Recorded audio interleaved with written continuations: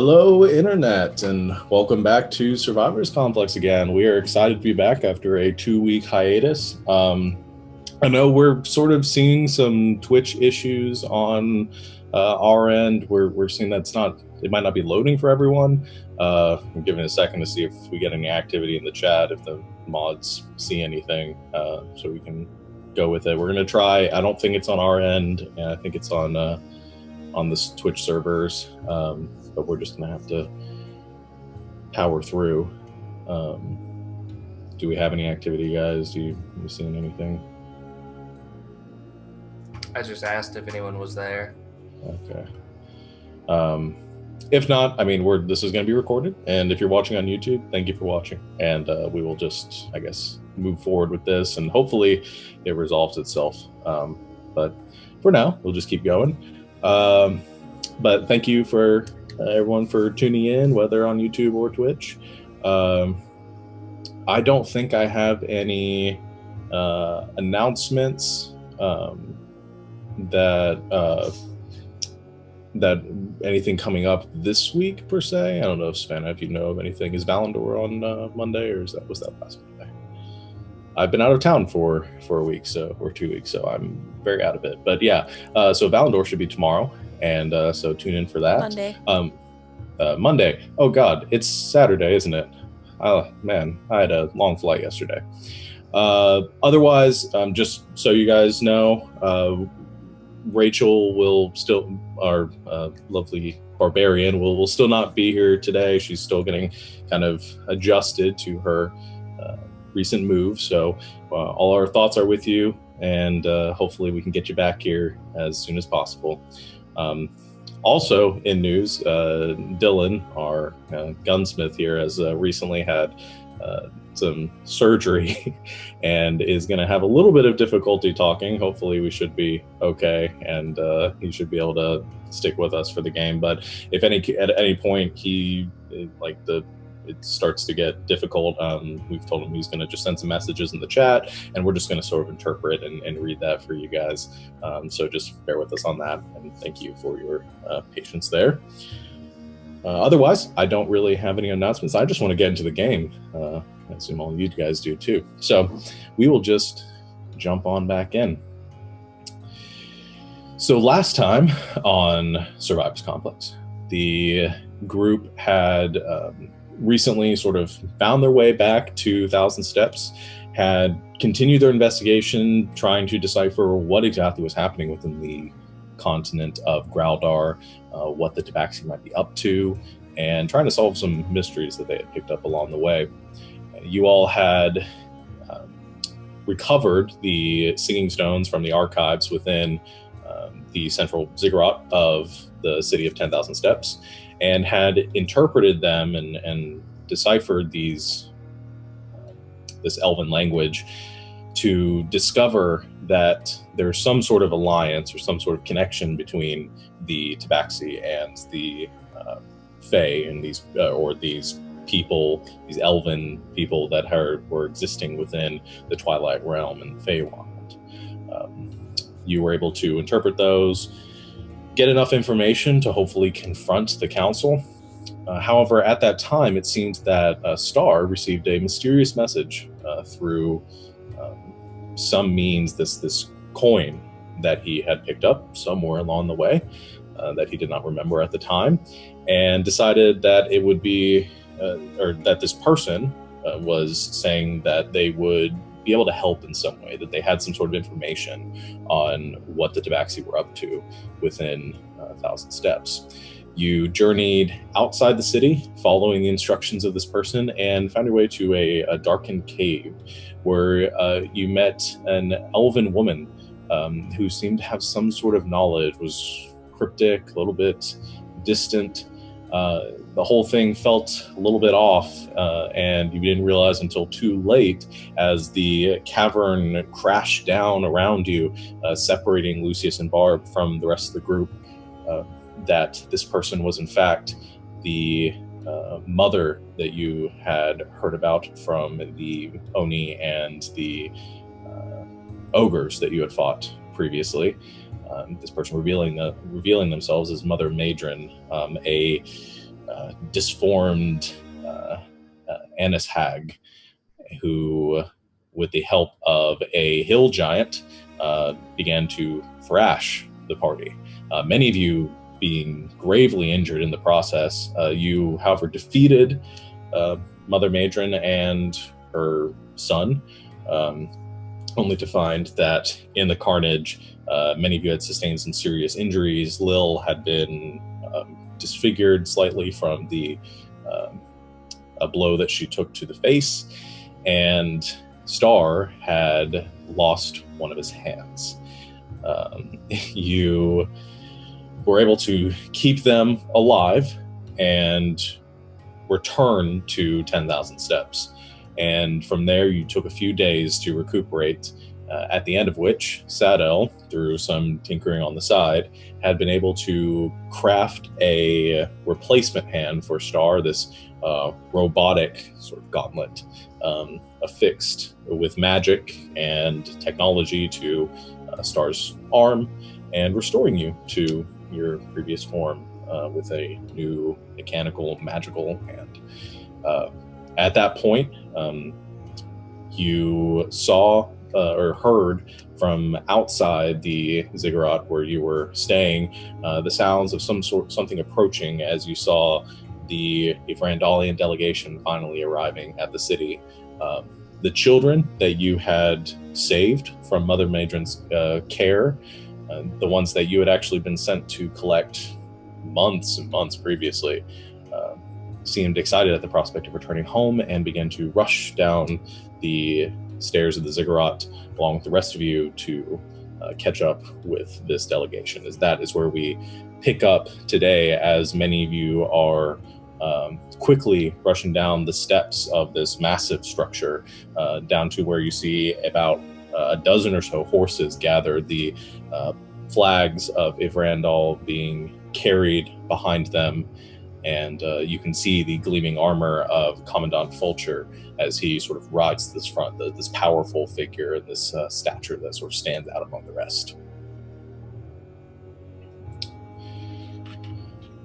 As you make your way down to the bottom of the steps, you see the crowd of Tabaxi beginning to gather around in awe of this, the arrival of this group, as they have shown up with a lot of pomp and circumstance.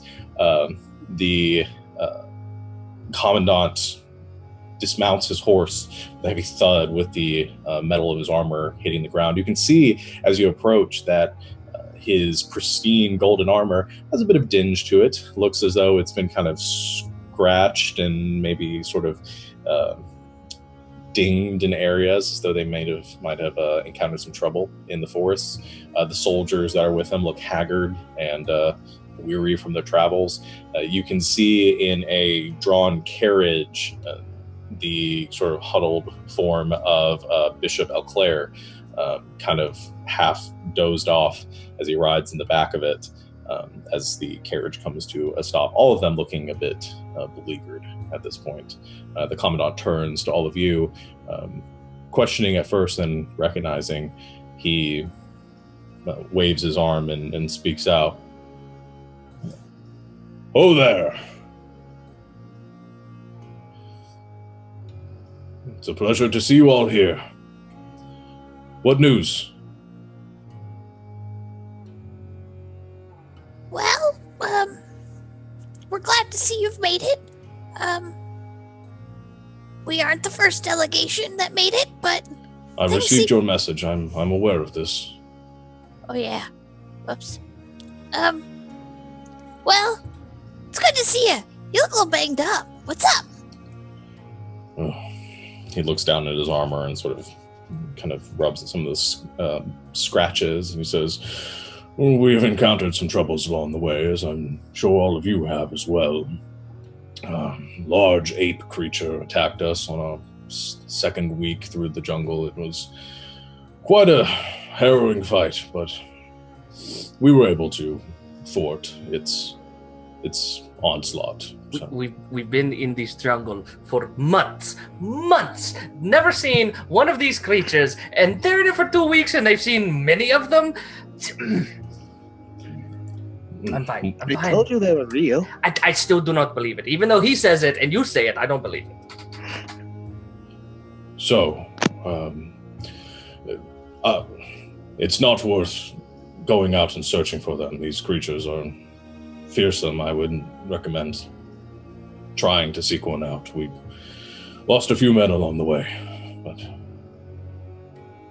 anyway, where have you been able to isolate or fend off the Ondakir delegation?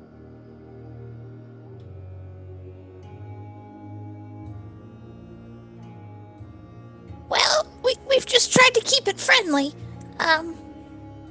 We gave your request or your message to the Tabaxi heads of the Tabaxi people. But we didn't think it was prudent to start any kerfuffles. You gave our terms to the council. Yes. And what was their response? They were not best pleased.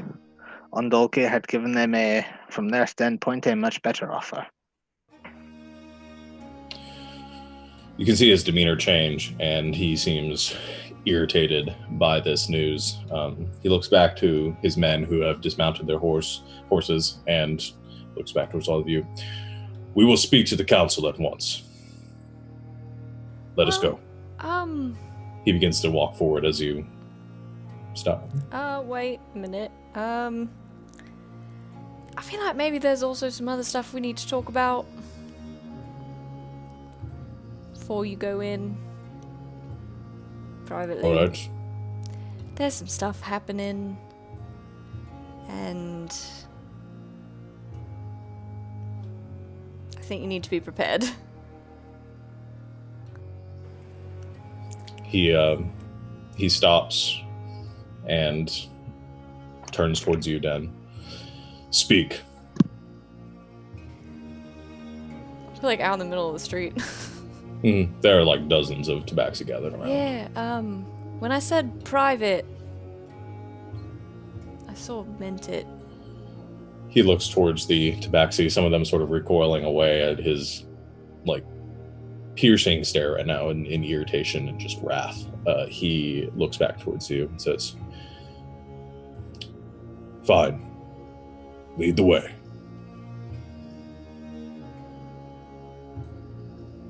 Where should we go? Should we go back to the bar that we had gone to with Alex earlier, or with Star earlier, that was kind of a quiet... I'm sure there'll be rooms waiting for us when we get back to the ziggurats. I'm sure the elders will have prepared something for their new guests. And they're, no offense, Commandant, but they're kind of conspicuous. Oh, right. Children! The children who have been kind of huddled behind you, seeing the large Don't golden you have armored one man. on your back? Yeah. Yeah, and who's kind of been hanging off you. Who was the little? Was peeks, that Yuri, the little one? Yeah, the small boy. Yeah. He kind of peeks over your shoulder. Yes? This is the delegation. Would you like to say hello? And he looks up at the commandant, who, kind of towering above you, stares down at the small boy. Who's this? This is Yuri, Sarah, Jacob, the children that went missing from the fort. Oh, I remember reading a report about that. I suppose they should stay in our care. He looks back towards the soldiers and gives a nod towards them. Two of the soldiers come forward. Again, very weary and one of them kind of limping. One of the soldiers, kind of a younger man, pulls off his helm and looks at the little boy on his shoulders and says, "Would you like to come with me?" He holds out a hand to the boy, and Yuri sort of looks to you, Den. It's okay. They'll promise. You know where our rooms are, though, if you need us. Yeah. Okay. He climbs off Denton's armor and walks around. You see the other two girls help him and got him over to the soldier, who takes two of them by the hand, and the other one takes the other one. They seem to sort of gently sort of lead them away from the conversations that's happening right now. Begin kind of talking with them and trying to comfort the kids. The commandant looks back towards you and says, "That's taken care of. Where to now?" Star, you wanna go to the lovely tavern you've taken us to? A tavern seems hardly befitting of our delegation's status and standing. I was about to say we should head straight to the ziggurat. I'm sure that the elders have prepared rooms for them after their travels. Oh, yeah. Okay. All right, lead on. And I will head and lead them towards the ziggurat. Okay. Savannah? I am going to request that we take a brief pause because we may have figured out what's going on with the Good. stream. So if Okay. I could just have a minute. Sure, to yeah, figure that okay. out. We'll pause, and once we get reconnected, I'll try to... Be right back, everyone.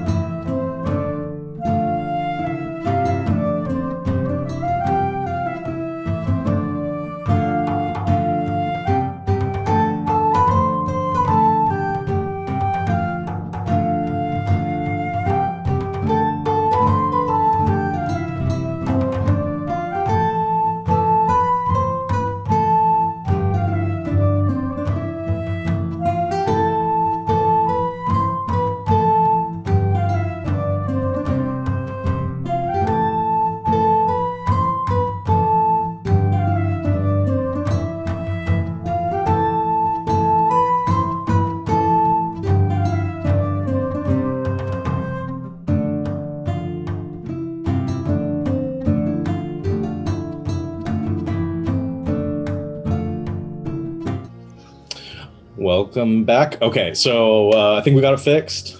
Should be good to go. I'm just going to do a brief recap because you guys probably didn't see what happened unless you had your video quality set to lower. For those of you that missed it, it'll be on YouTube and you can catch the first little bit. But basically, the group had made their way down the ziggurat, had a conversation with the commandant, who was acting like a bit of a dick, and now they're taking him to have a conversation in private. The kids have been sort of returned to the clutches of the delegation. So I think that's where we are right now, with Star leading the group up to the sort of inner chambers of the ziggurat. So Star, as you... I do say bye to the kids. Okay. They're coming with you because... Even better! They're with the soldiers right now. They're kind of being led behind with the rest of the group. You see a couple of the soldiers that are currently helping also Bishop Eau-Claire up the steps, of which you guys have to go up about 100 of to get up to the next terrace. As you make your way inside, Bishop Eau-Claire is sort of face red, huffing as he makes it to the top. Commandant Fulcher keeping in stride behind all of you. Star, you lead them kind of towards the area where you guys have been staying. You see a robed tabaxi, not one of the council elders, but you've seen around the council chambers a number of these tabaxi like this as well.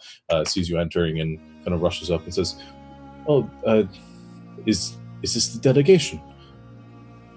Yes, they've arrived. Oh, should I inform the council then? That would probably be for the best. Is there an antechamber, a room I can show them to for now? Of course. I will have the chambers prepared for... And he looks around, kind of scrambling, and whistles over to a few of the tabaxi, also in robes, who rush over. He says, "Escort the delegation to their chambers. I'm going to inform the elder council currently." And the two give a nod, and the man that you're speaking to goes rushing off. The female tabaxi, who you just instructed, says, "Oh, follow me, please," and begins to lead the rest of you, this now larger group, heading down into the chambers in the direction that you guys had been previously heading. You're kind of pointed to a few different rooms. The tabaxi pulls out a set of keys and begins to unlock some of the doors to some of the other chambers, and light some of the lanterns within to give some ambience. You guys find some comfort. The kids are escorted into a room with some of the soldiers, some of the nobles that are with the delegation, kind of lugging their things into some of the other rooms. Everybody kind of gets situated as the commandant follows your group into a private chamber where you guys can speak. As we're going in there, I pull somebody aside. I guess Lucius probably. And just like try to like whisper to him kind of very slyly, should we get the prince? It would probably be a good idea. I know they're going to want to talk to him anyway, but after the few weeks that we've spent with him, he should probably know, at least, that they're here, and if he wants to show up how he usually does, at least he's here. Can you on that thought, have we actually seen the... Just quickly, Sean, have we actually seen the prince since after he left to find wherever the UNT went? Nope. He's dead. Definitely. I'll try a sending spell and try to contact Prince, whatever his name is. Zinstor. Vornin. Trying to draw a total blank. I will try to contact Prince Zinstor and tell him that the Randall delegation is here, that we're going to give them a vague idea of what's going on, and that if he's in the city, this is where we are. Okay. You send the message as the doors of the room close, and you guys begin to kind of settle down for this conversation. As you whisper the message, you wait a second, and there's a response, sort of a little bit hesitant, and you almost sense a bit of nervousness in his voice. He says, "Oh, I'll be there right away."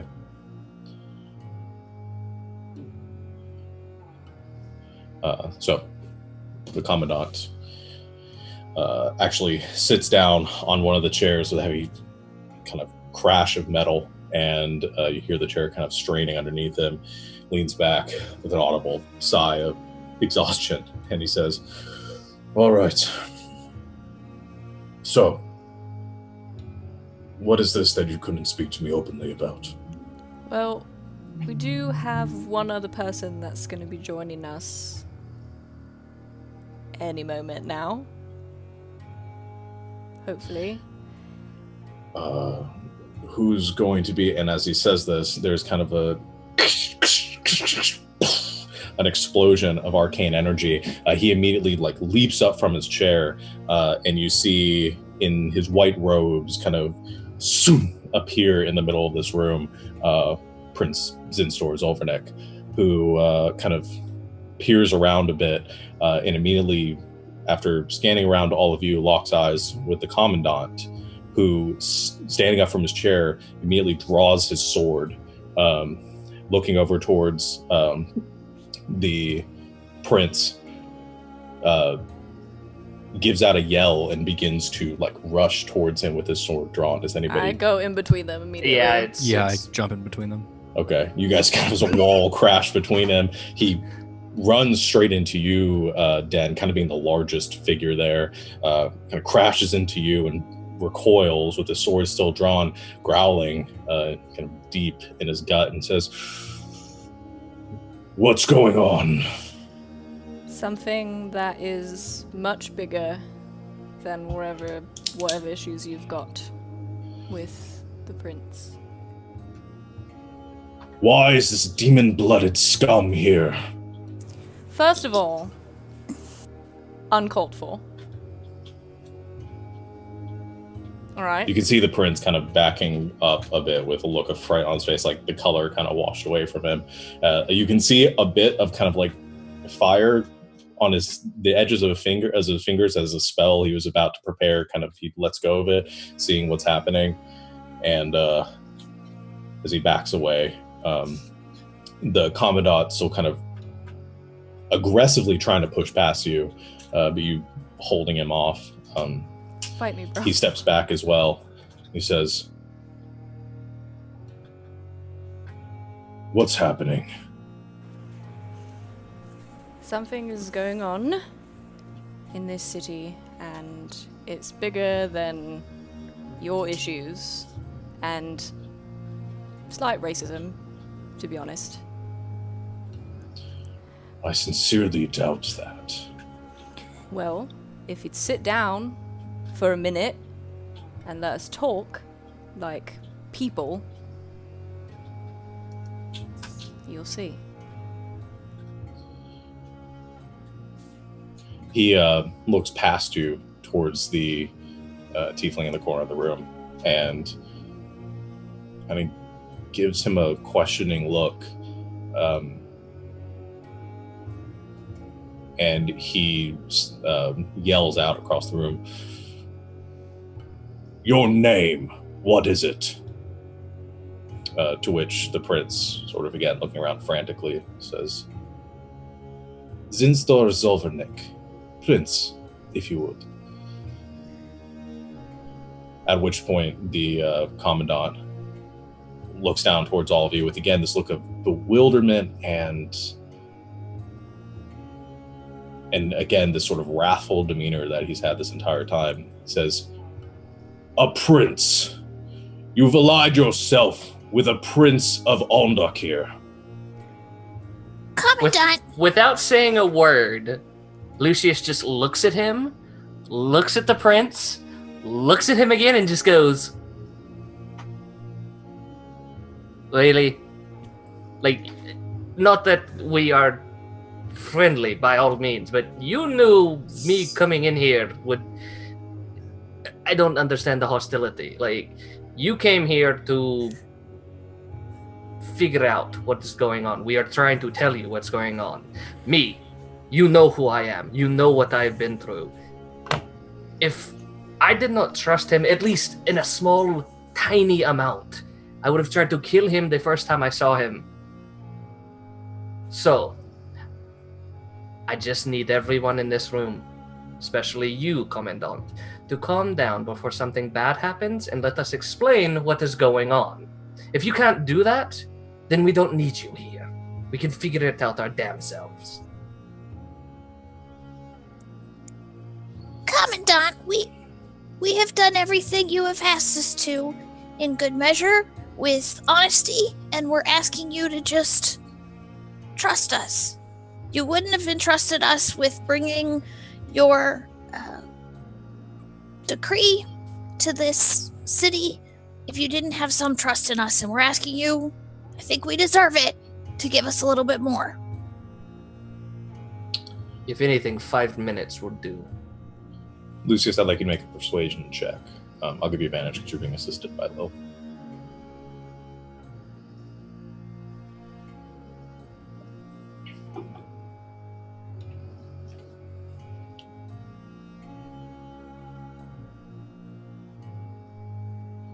$16? The Commandant steps back, keeps his eyes on the prince, and kind of paces across the room towards the door, not looking away from Prince Olbernick the entire time. He stops, turns back, sheathes his sword. 3 minutes. Speak.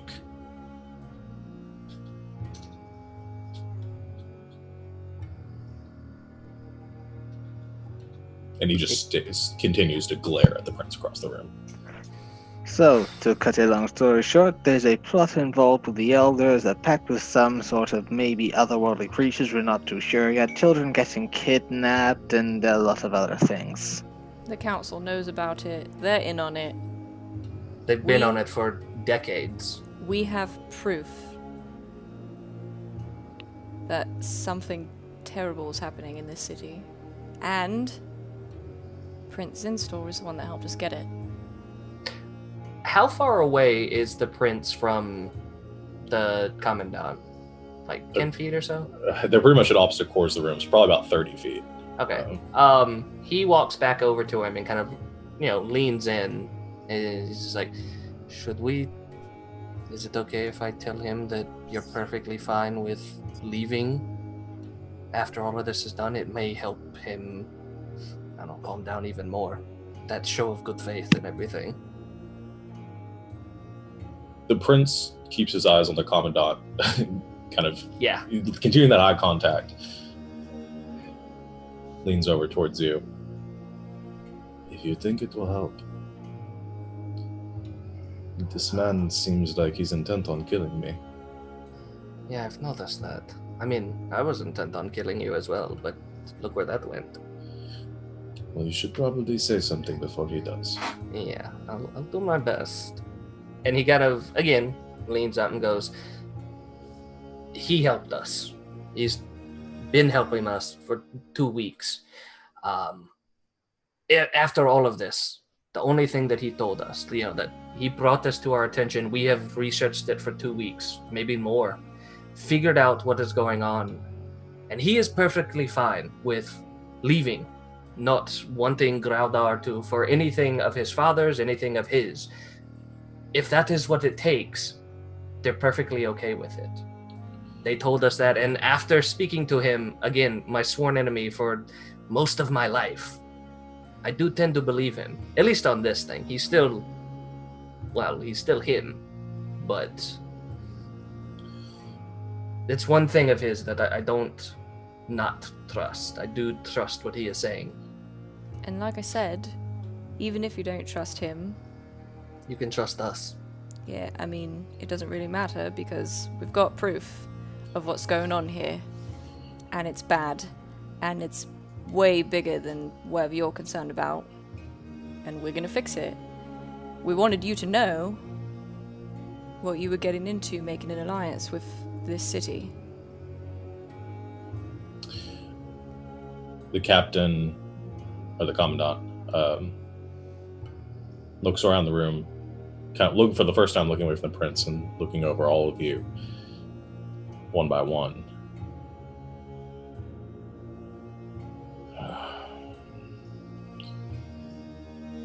His promises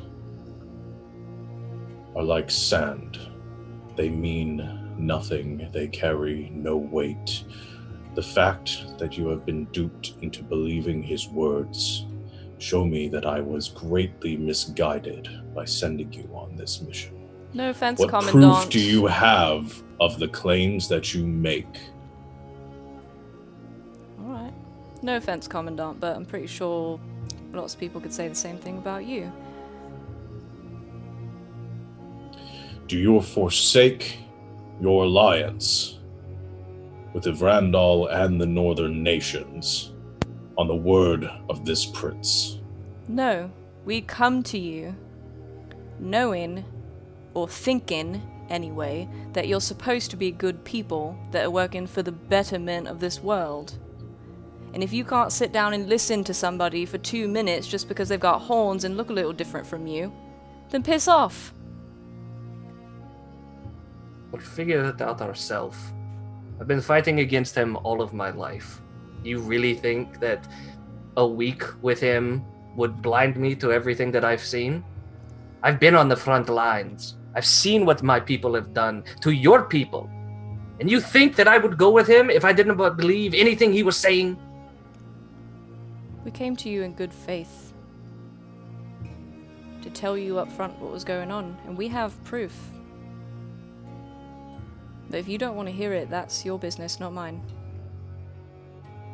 And I'm not going to put my friends through all of your shit. Den, make a persuasion check now.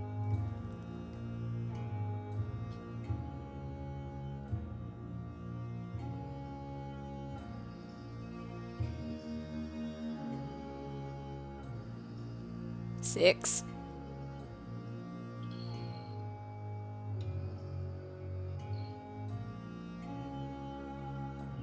The commandant grits his teeth. You almost hear it from across the room.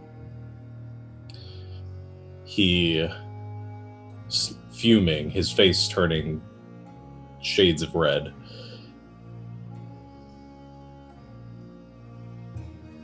kind of shakes his head, says once again, I do not care 2 shits about the troubles of this country, of this kingdom. They are not the reason why we are here. We are here to we are here to prevent Ondakir's alliance. You were sent here with a mission to deliver our terms, not to meddle yourselves. Your terms, it sounds like you were planning on taking over the country yourselves. Yeah, listen, Commandant. I don't know. Sorry. Alright, listen up, Commandant. Your terms were shit compared to Ondakir's. The Tabaxi Council thought so.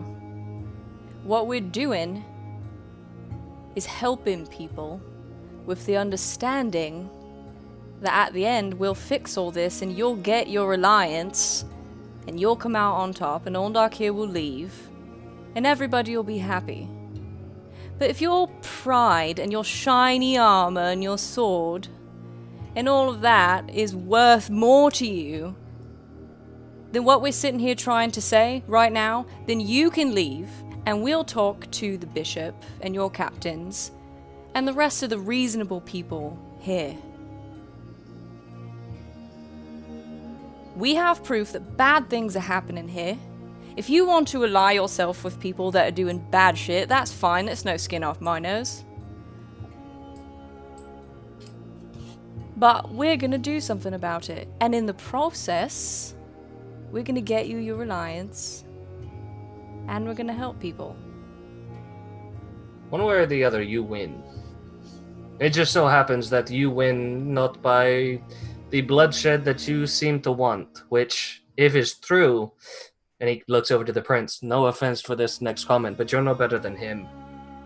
And if you're no better than him, then I definitely don't need to be anywhere around you. Because I came to you. Shut up. You don't get to talk right now. I came to you. My people came to you. All the people that are fighting against him came to you in your country because we thought you were better. But now I see different. Now, I may not be anything huge in Oasis, but I've seen things more than you have. I've been around him. I've been around me. I've been around everyone. I've been on the front lines. We need help because there's a lot of people in Ondakir that don't like what's going on, just like you don't like what's going on. So put all of that aside. Put all of your hatred aside. Because for 5 minutes, 10 minutes, we can show you that you win. If, for whatever reason, you want the bloodshed to continue, well, you know what? I'm pretty sure his father would be perfectly okay with it. But as I said, if that's what you want, then you are no better than him. And at that point, I don't see why this negotiation should continue. I want to pull out some of the speaking stones from the bag of holding.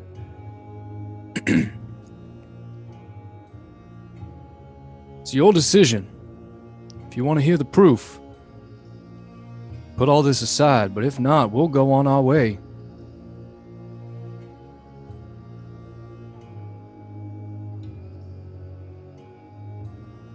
He looks towards you, Sato.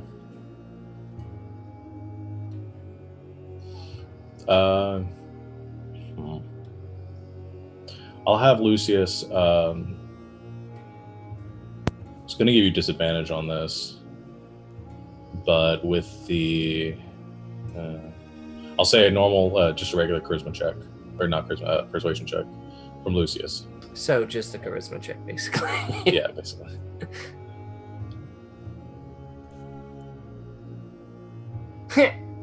Sorry. He's not charismatic. Guys, I'm pretty sure we keep failing these persuasion checks. He looks around.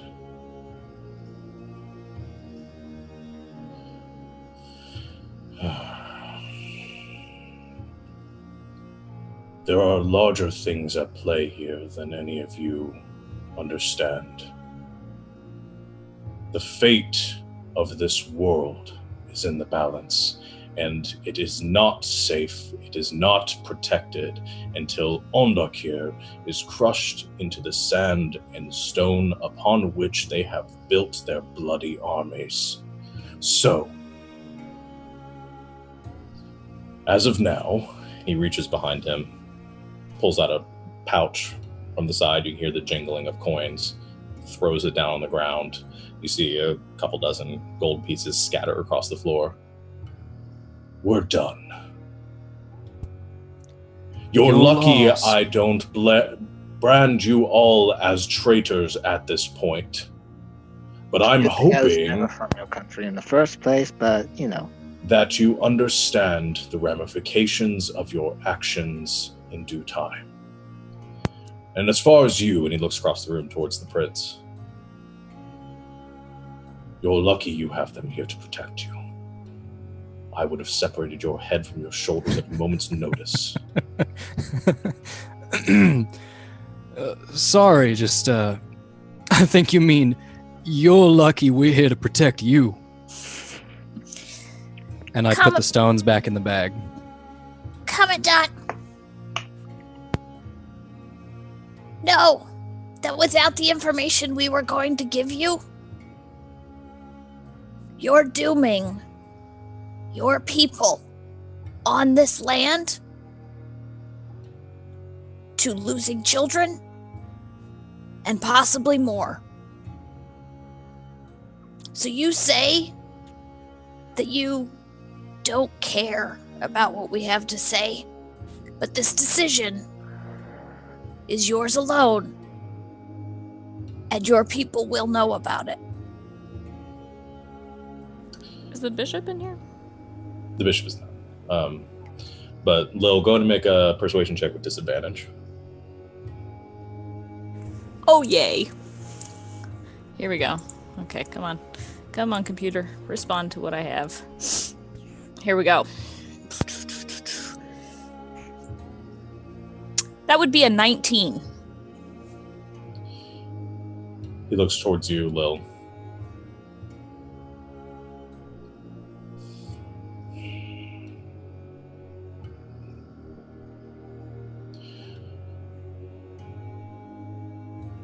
It matters not.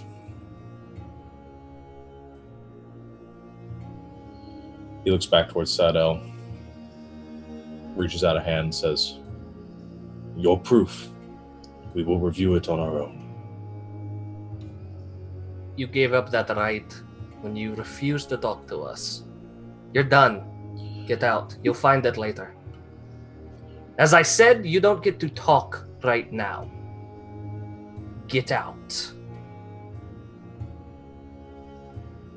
He steps back towards the door.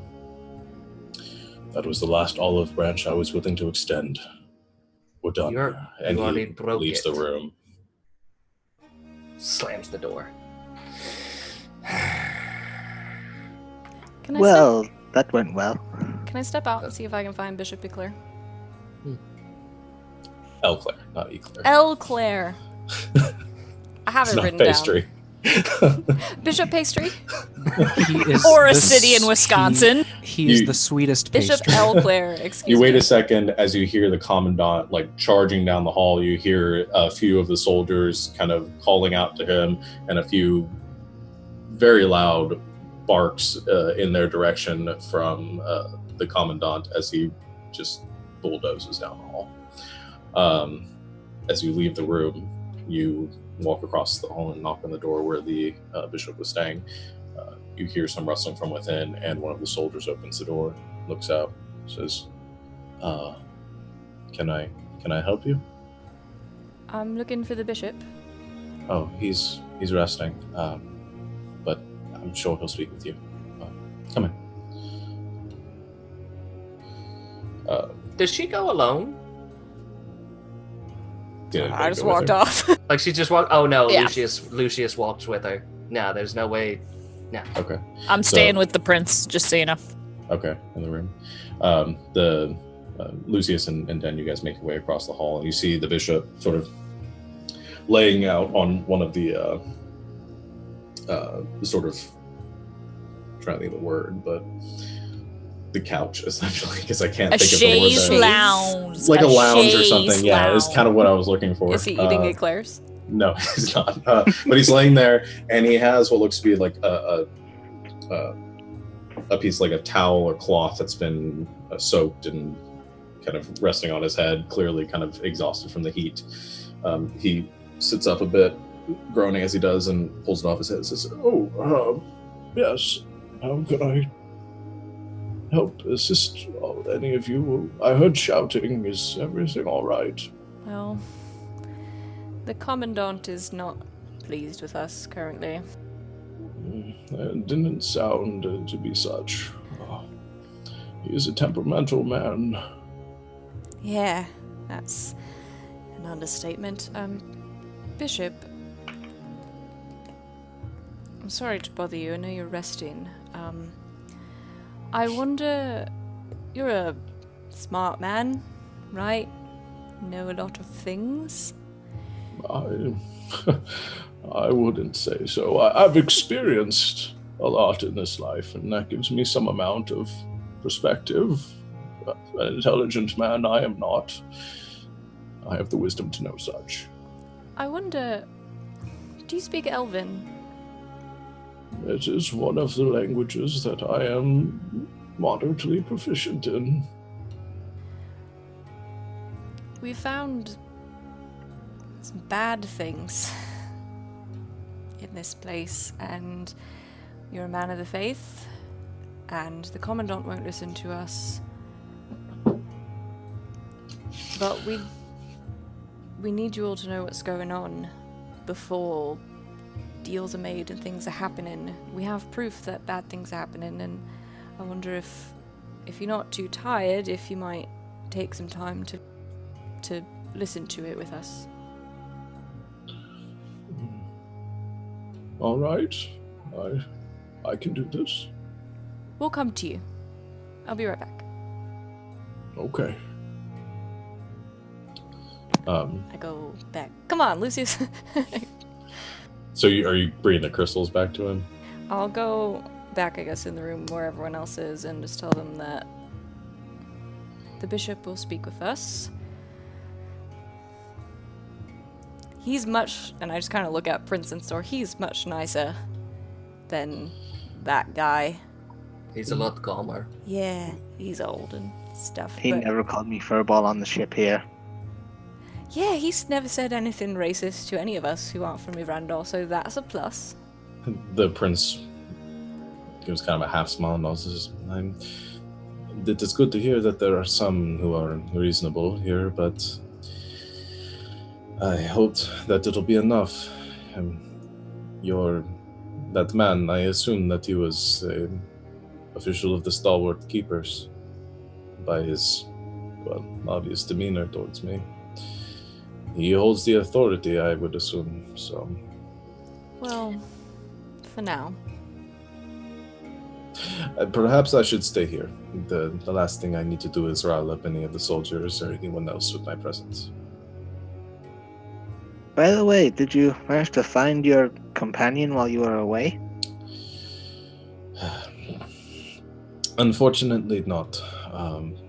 They have returned. I know not what their purpose was within the jungle, but the Yuan-Ti have means of evading my magical prowess, and whatever they did, it is unknown to me, which is frustrating to say the least. Leans in close to Star. They're looking for those gorillas. I know it. Well, I'm really sorry that you sort of popped in here just to be like screamed at and stuff. Yeah, we probably should have warned you that the delegation was here. I did. I Did told you? him. Yeah, I told him it was the delegation. Yes, I had foolishly assumed that there might have been some amount of compromise and understanding. I came here as quickly as possible because I thought that I could be some assistance. I didn't know that I would ruin things so utterly, but... I don't think it was just you. Honestly, I think the Commandant's probably just looking for somebody to yell at. So...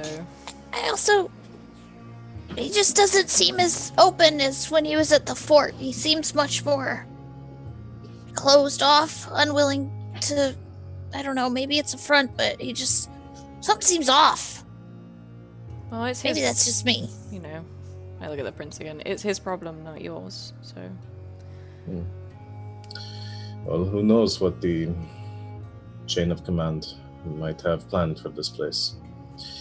I know little of the ways of Yvrandal and the Keepers, but from what I've heard, they have their ruthless tendencies. To be fair, most of us aren't even from Yvrandal, so... For that you are lucky, I suppose. I mean, they might be lucky. I'm a little different. I'll wait here, though, while you have your conversation. Might be a while. That's fine. Right. Are you doing okay before we go? I know all of that must have been any kind of points at the hand. I see that you were about to level this place. I'm fine. I suppose that our agreement is at its end and that I should be withdrawing with the rest of my compatriots, but it does concern me seeing the state of things here. I do not know if I apologize. I do not know if I trust the stalwart, the commandant's intentions. This may be a burden on you, but I think we need to keep the commandant preoccupied for a little while. If we just give him an open chance to talk to the council, who knows what he could do or manage to get out of them. If you're here and providing counter arguments, if he acts up within the council chambers, he'll be expelled from the city immediately. Well, I can... what do you have in mind? I can be present for the negotiations if that's what you're asking. I do not wish to welch on our agreement. Well, can you, I don't know, stall them? Make I have to go back and talk to my people about whether this agreement is good. We will come back and reconvene, or some, I don't know, just some stall tactics while we try and... No, we need the Commandant angry while he's in the room. If he's angry, he won't think straight, right? If we're all present for the negotiations, or some of us are and some of us aren't, those who aren't present could look around. Those who are can see the way the room's swinging. Well, are we gonna be allowed in now? Because he kind of disemployed us. Well, you can accompany me as my advisors. I don't know how that would help for your standing with your own people. You are my own people. My people don't care. My people live in the city. I am at an advantage here as my arrangement with the Stalwart Keepers is done. So... if you were to hire me as an extra advisor, they couldn't make a complaint against it.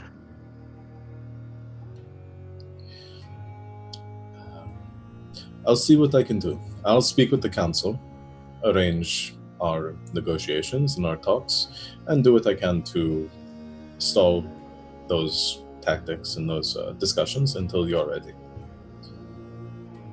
I'm pretty sure the council trusts you more than they trust them anyway. We shall see. So, it's a plan then. You do what you need to right now, speak to who you need to, try to get them on your side, and I'll do what I can.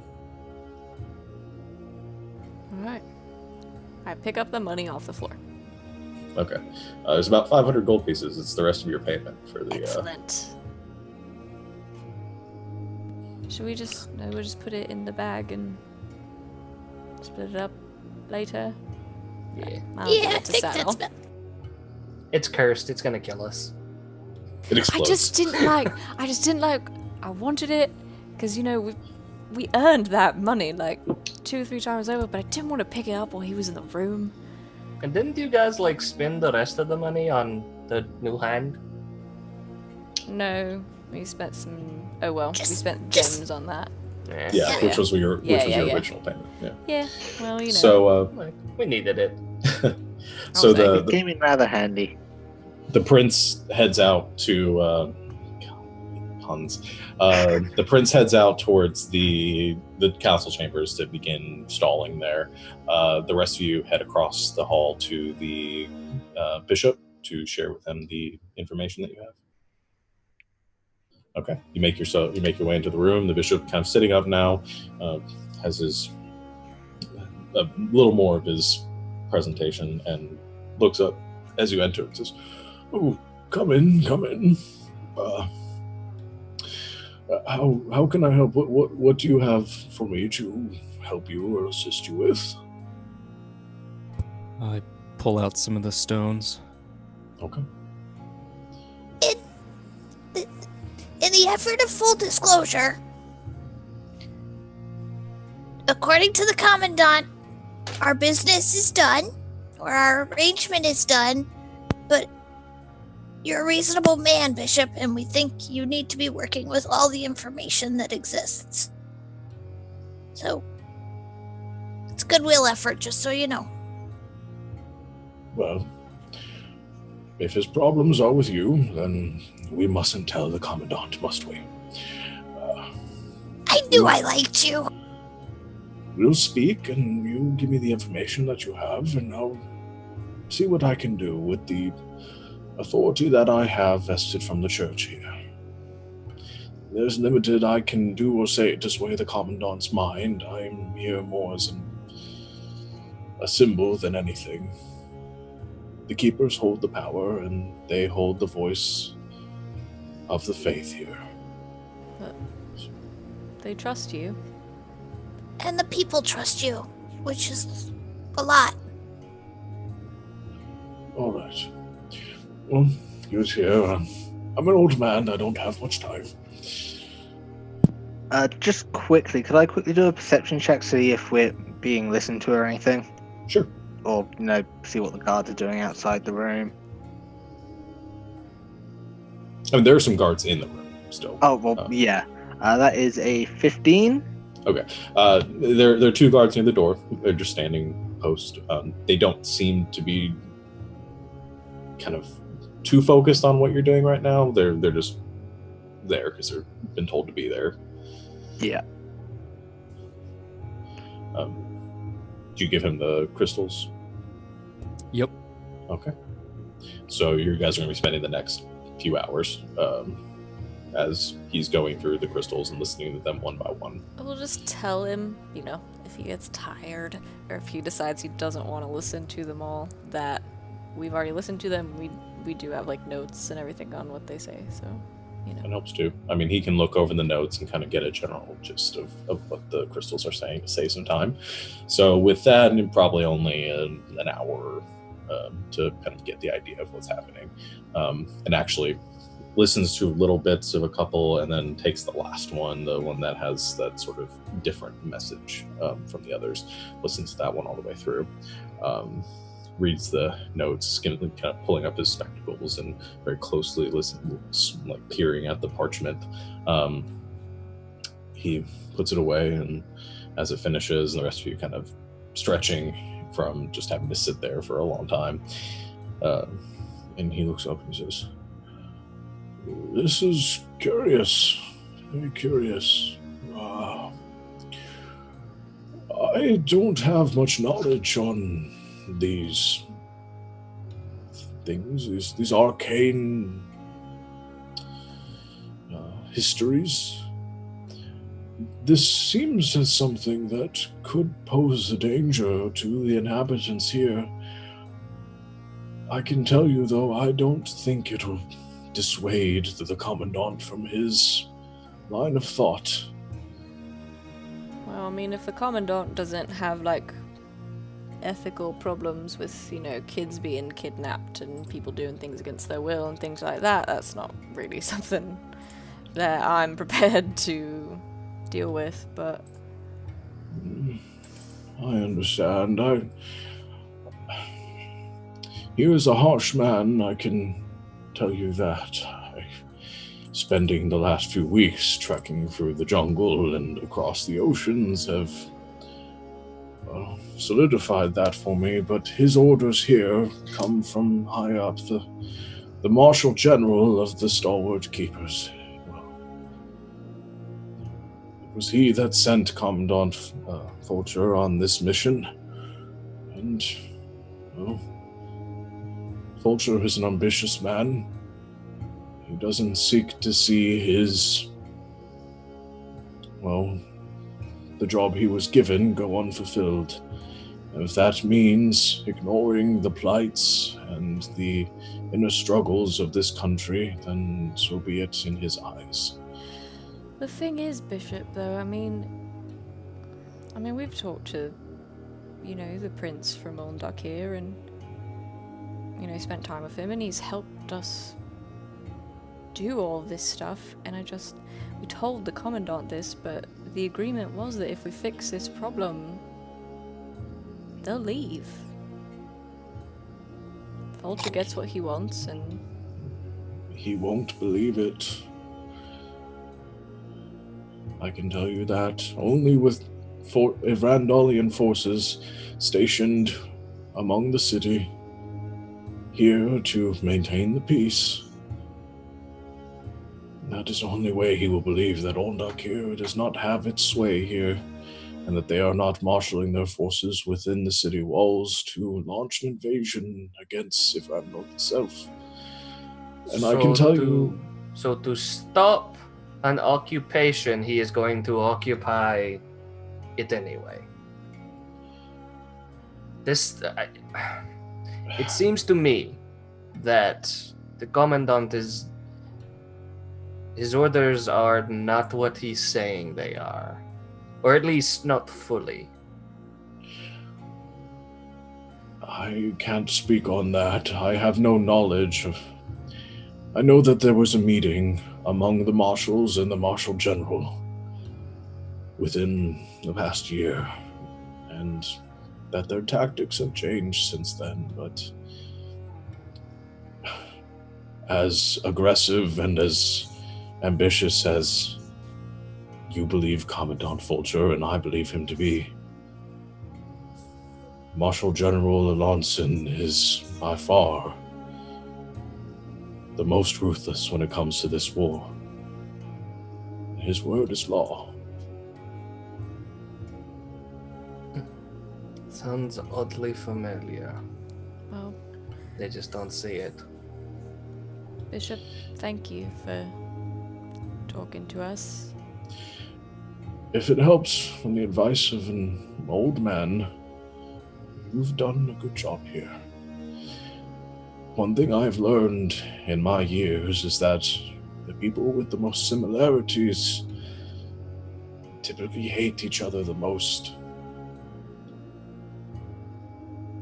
And that, I believe to be the heart of this conflict, but the Keepers will do whatever possible to end this war, as I believe all Nakir will.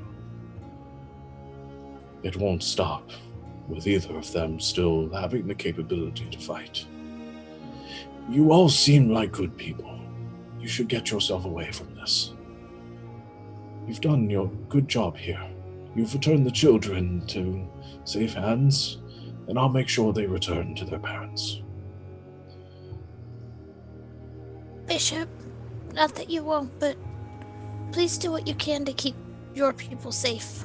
I worry that if the Commandant makes a negotiation to protect the city, that may come with costs.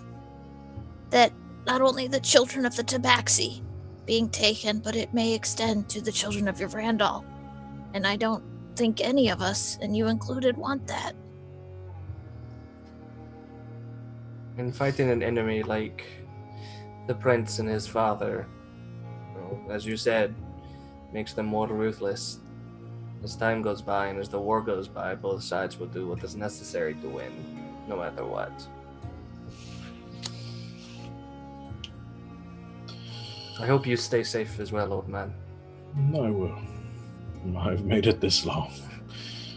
Good. You need to make it longer. We need more people like you.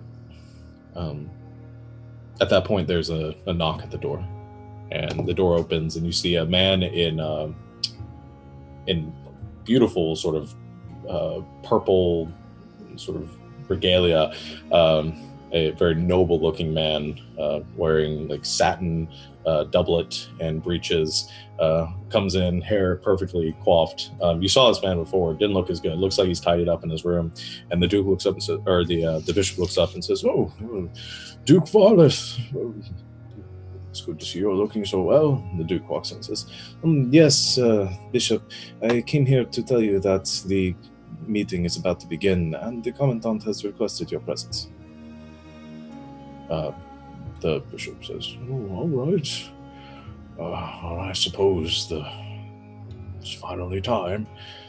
Oh, will you be attending this council meeting?" "Good. Come with me, then." And he begins kind of strains to stand up. I help him up.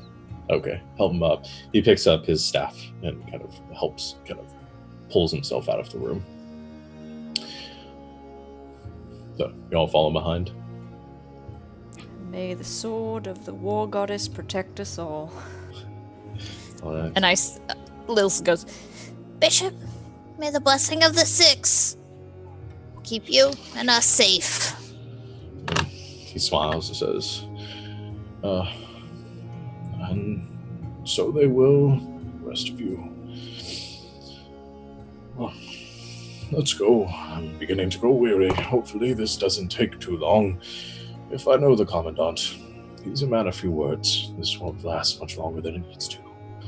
And he begins slowly making his way down the hallway with the rest of you in tow and a few guards as well.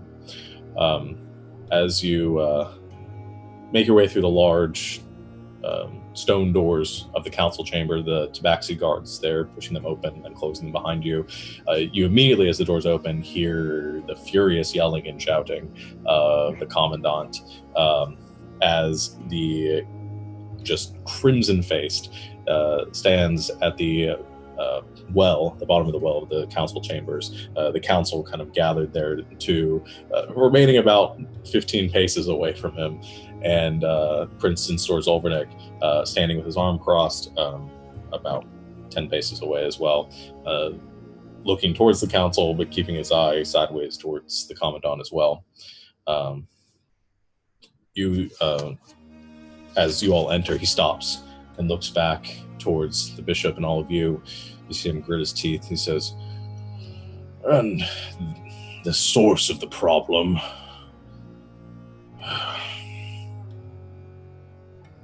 Before we enter, roll it back a little bit. Before we enter, can I cast Detect Thoughts on myself before we walk in so I can get a lay of the room? Sure. The saving throws on that. Is it when you read their thoughts initially, what is the saving throw?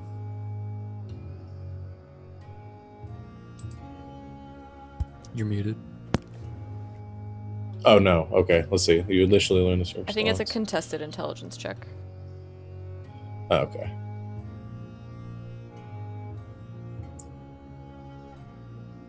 It says, let's see, initiative. Kyle, you're muted. Yeah. Sorry. Yeah, actually, from... Yeah, looks like so you it's just read their thoughts. Initially, it is the surface thoughts. If I use an action, I can dig deeper, and then that's when the wisdom saving throw comes in. Okay, that's right.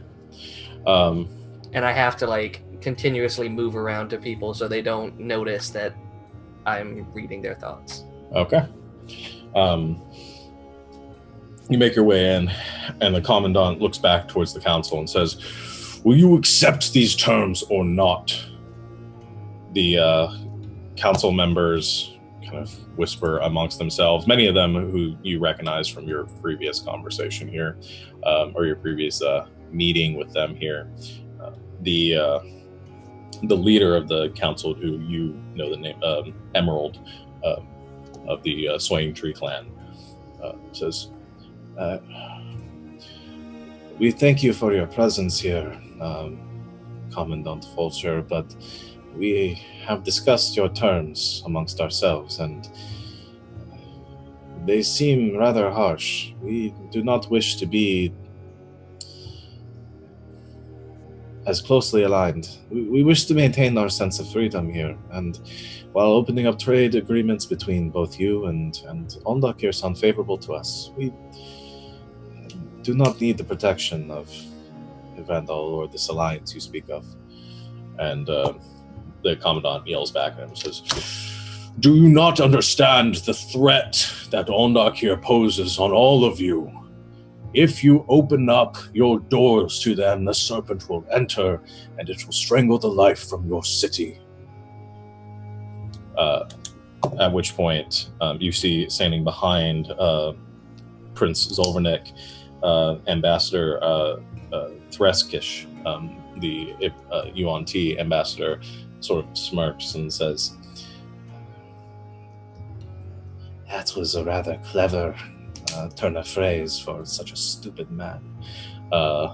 At which point the commandant kind of aggressively moves towards him, or towards her, and the council immediately shifts, and Emerald steps forward and says, "There will be no..." Oh, sorry, getting my voices mixed up. "There will be no violence here. We are here to have peaceful negotiations, nothing more. If you wish to fight your war, you fight it outside of our city and outside the cradle. Are we agreed?" The commandant steps back, just gives a grunt. Prince Zinstor steps forward and says to the council chambers, it says, "I can tell that there is a lot of tension here. I know that our nations are not, well, that we are at war, and that compromises are hard to come by. But I have come to offer nothing more than what I have put before this council. That I offer trade between the UNT and your nation. The UNT will provide whatever you have deemed that you wish. We have access to, I know that they have access to gems, to rarities within the deserts that are not found within your continent.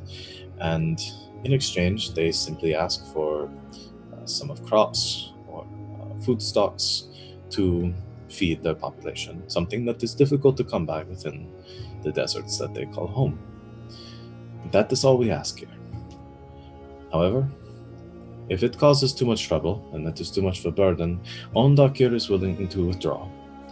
We do not wish to cause strain amongst the Tabaxi and their neighbors to the north.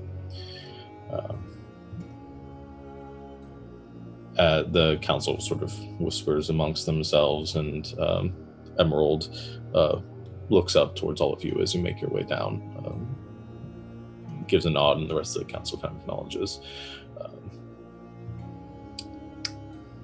What is, because I have to move it on an action, so let's say, like, pick the 3 people, the Commandant, the Prince, and Emerald's, like, surface thoughts, as I... Because I'm trying not to be, like, OP with this spell of, what's everyone thinking in 6 seconds? No. In the little bits that you get, because I assume you're doing it when they're not speaking, you can hear through Prince Intor's thoughts, he seems obviously nervous. You hear a lot of self-doubt from what's happening here. Not necessarily the terms that he's offering, but in that, oh my god, this guy's going to kill me. In the Commandant's thoughts, it's just, well, nothing that I'm going to repeat in the company of good people. A lot of sort of racial slurs against the UNT, the Tabaxi, the Tieflings, just rage and distrust. Probably the Triton now too. And as you guys make your way forward and kind of walk past him, things levied towards all of you as well. Nothing useful, but definitely offensive. You then turn towards Emerald, and his thoughts are a little more calm. You hear there's a little bit of conflict, not really trusting the Yvrandalian delegation, and definitely from his surface thoughts, you're getting that he's swaying more towards Oldakir's offer. And he looks towards Zinstor at that moment and says, Prince Zinstor, I promise you, we are interested in your terms. A trade with your nation sounds like it would be very beneficial to our people. I'm sorry, Commandant. We are willing to do trade with you as well. However, we cannot isolate ourselves in this way. We are just now making contact with your nations, and such a thing would be, well, it would not be beneficial to our continent here.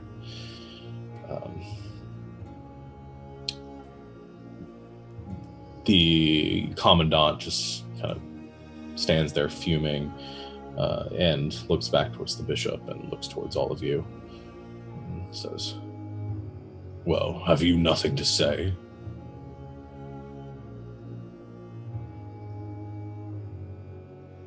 I think you've said enough.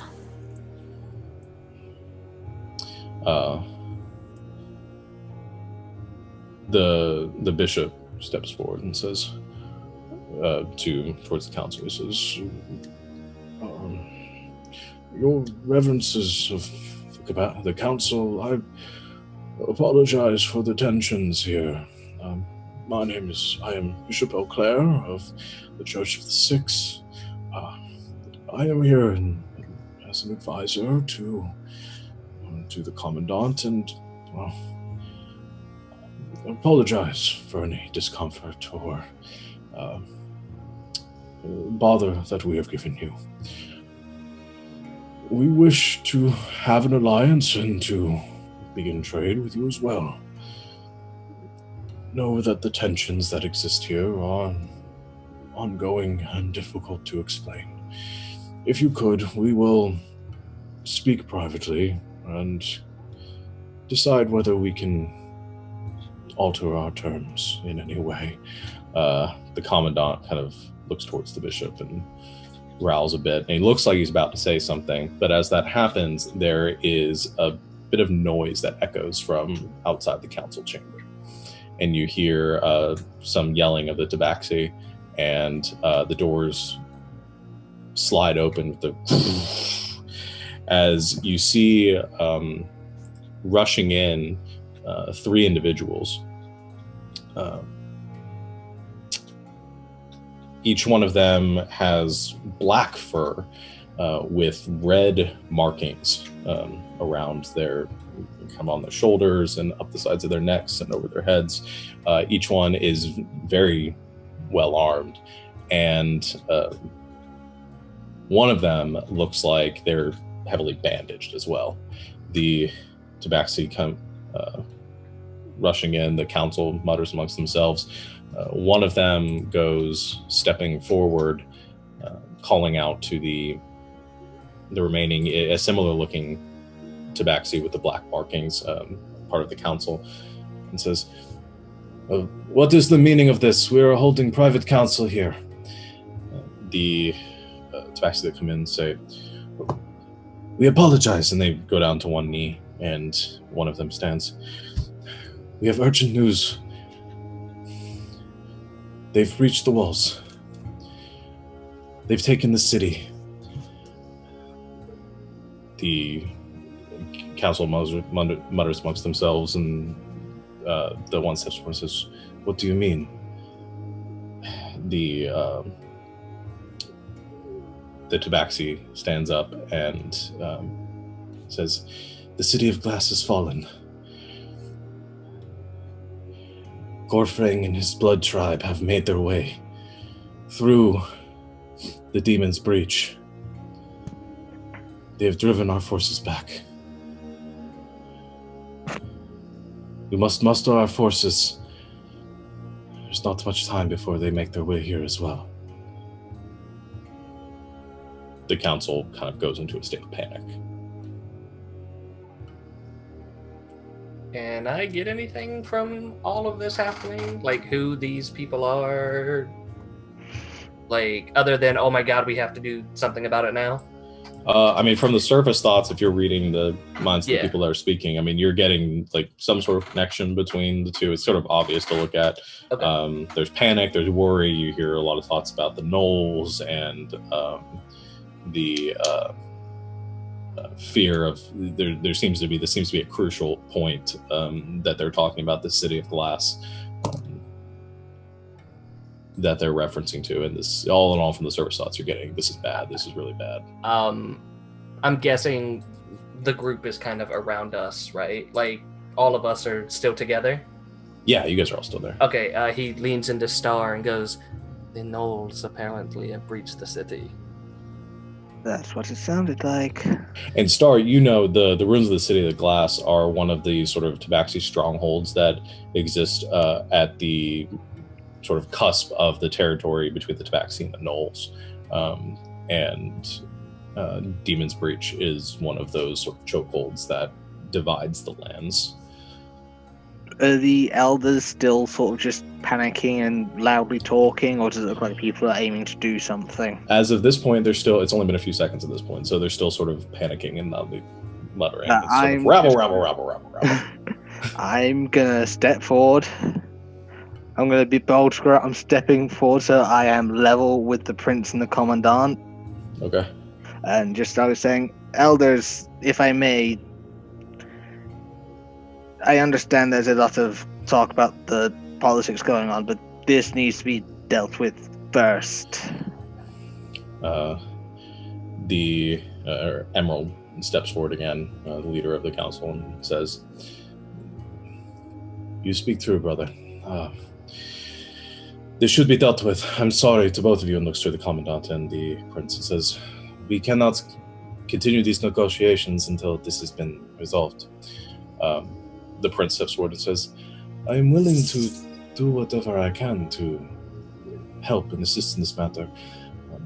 We do not have forces nearby to aid in any meaningful amount of time, but I will do what I can to help. The Commandant looks over, looks back towards the council. We have soldiers to provide, should you need them. But only if the council agrees to our terms.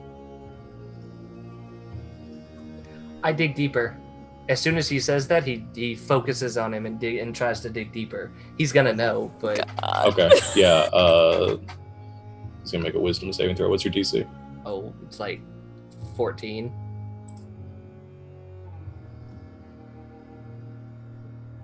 Okay.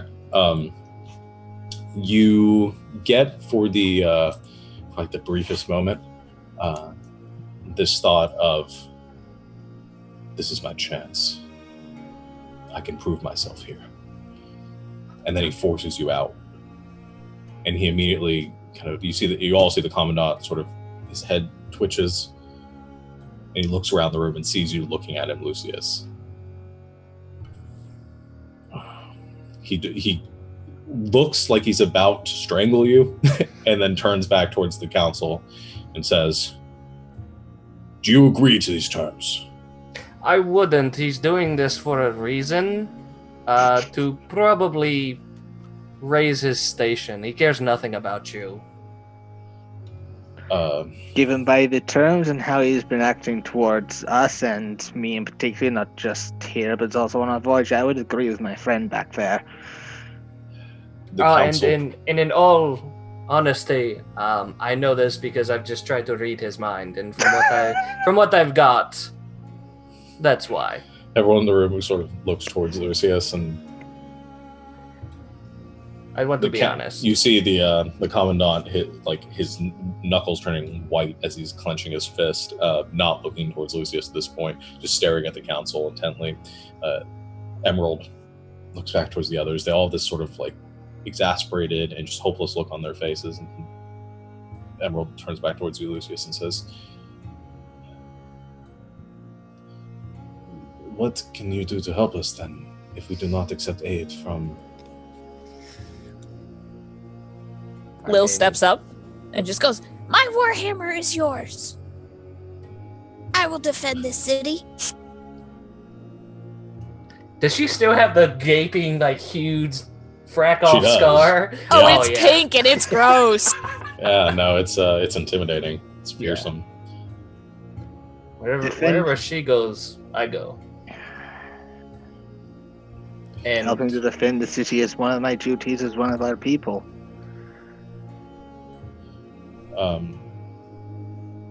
The Prince looks towards all of you, gives a nod and a smile, and looks back towards the council and says,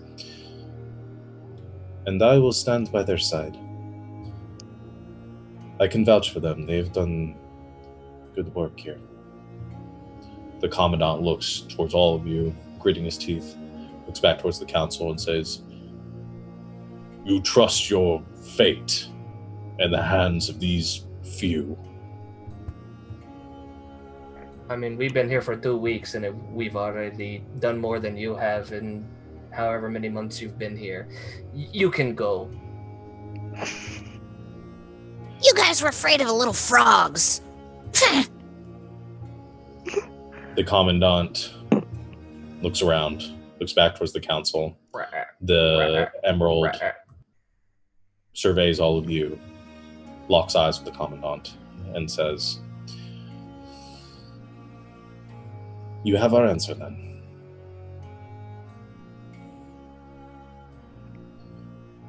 You hear the gritting of teeth again, and Fulcher turns to gaze and says, fine. Perhaps the dogs will be more reasonable. He turns back and begins making his way up the stairs, the soldiers following behind him. The bishop looks towards all of you, gives this conflicted and exasperated look, and follows behind the commandant.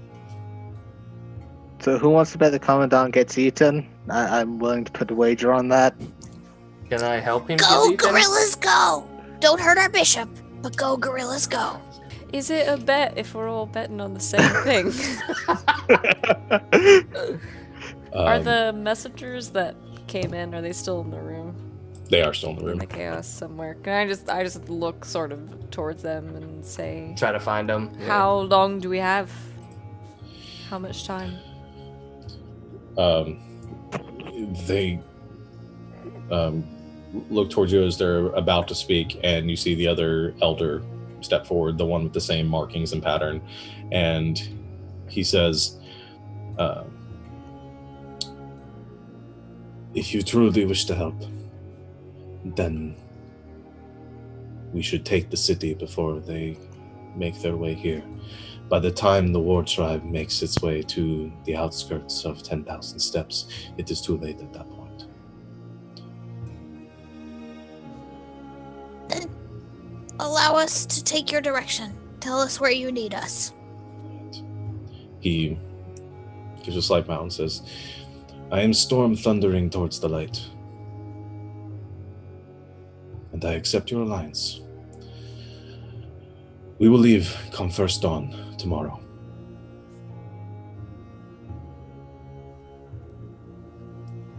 Agreed? Agreed. We'll be there. Towards the east. The city of broken glass. I can tell you about it later. All right. We'll speak more on the terms. I will receive a full report from our scouts, and we will decide the best course of action.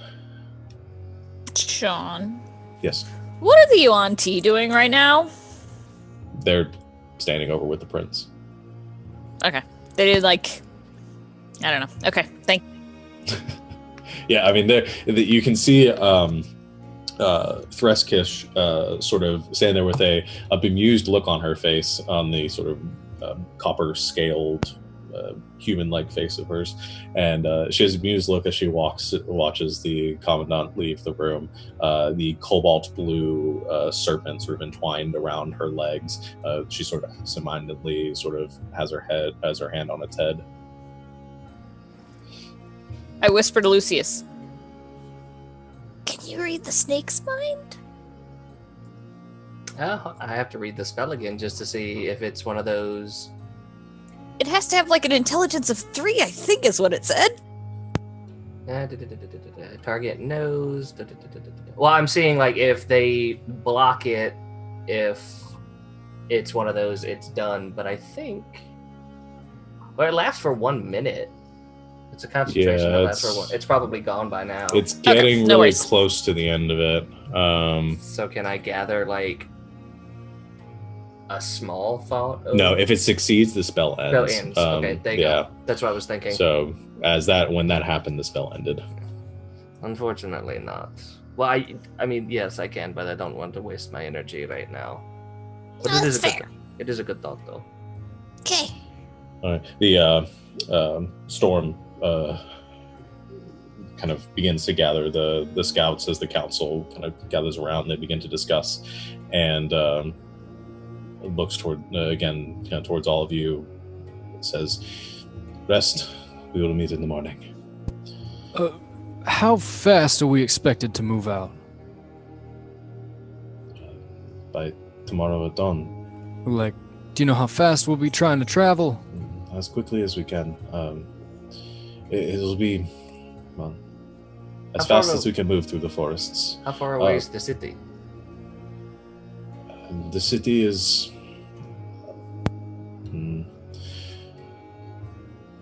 probably 2 weeks travel from here.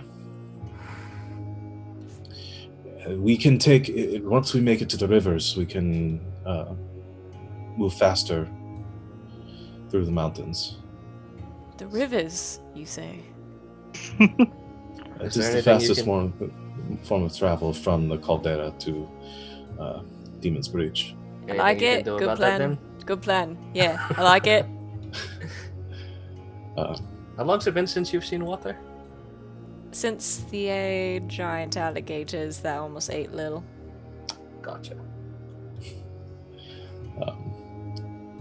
We must prepare, but thank you for helping us. Whether we live or die, know that you are heroes amongst our kind. Go see to your people. I know how strange these things get. All right. The tabaxi begin to gather and sort of rabble out of the room, leaving the rest of you and the prince and the Yuan-Ti in the room as well. Prince Zolvernik kind of, again, has a frightened but sort of excited look on his face and says, "That is not what I expected. Well, we might all die and be flayed alive by gnolls, but at least we showed him." Will this be your first battle, Prince? No, we sparred real battle? at the... real battle, like on the field. Yes, all right, I do not have many opportunities to fight. Can't you, just teleport away? I could. I will if it gets to that point, but... Well, take us with you. Yes, right. Please don't leave us behind. I can do that. He walks up to him and claps him on the shoulder and is like, "I'll keep you safe."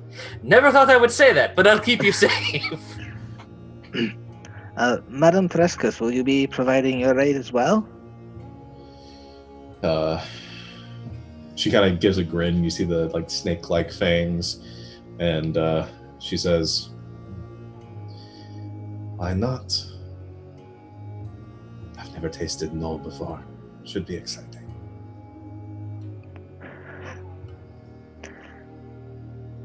I'd recommend cutting their fur off first. They tend to be riddled with things. Good to know. The snake at her side kind of a little bit. Leans into the prince. "I forgot how weird they were." He kind of leans back towards you. He's like, "Super weird."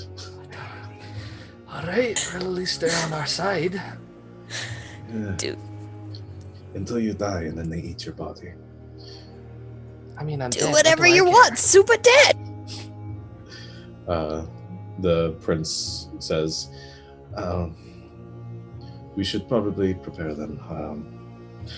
I'll see you all tomorrow unless there's any business else that we have here." I think we're done, and I think the commandant won't be an issue. I think we all have our preparations to make. All right. So, are you all returning to your quarters? Probably. Nope. Lil wants to go find the tavern and get a drink or two or four. Yeah, listen, everyone, I sort of need to talk to you guys about something, so just real quick. We can go to the tavern or whatever, just there's something I want to talk to you about. Just, Are you dying? No. Have you removed your arm again? No. Do you need help? We were gonna get tattoos. Should we go get tattoos? Wait. We should all get tattoos. Right now. We don't know what's gonna happen tomorrow. Right? That was a plan. We were gonna do that. Yes, start. Before we get tattoos, spend all of what money on trade we have, perhaps we should get the important things out of the way first. Kind of looks at Dan. Probably. She's got a whole bunch of tattoos and she's important. I'm just saying. Well, it's a good thing she has something to tell us then, because that might also be important. It's a little important. It's also portal related. I suggest we go find. Well, I suggest the first thing we do is go find the nicest, calmest spot around and have a few drinks. Yeah. The city is about to go to war. Is there such thing as a calm bar right now? Of course not, but no one will be listening. Perfect, let's do this. At that point, too, now that it's kind of calmed down, Dead and Star, because you guys have the highest passive perceptions, the two of you notice something a little bit odd. You look down at the ground and you notice that Lucius has two shadows extending in opposite directions. I've seen this episode of Doctor Who.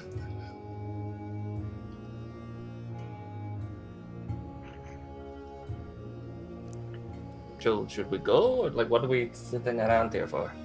I don't know. Is Star looking down at the ground? Yeah, just down, up, down again. I just look kind of like sideways at Star. I just try to like make eye contact to make sure that he's seeing what I'm seeing. Can I make any kind of check to discern why this may be? Sure, make an Arcana check.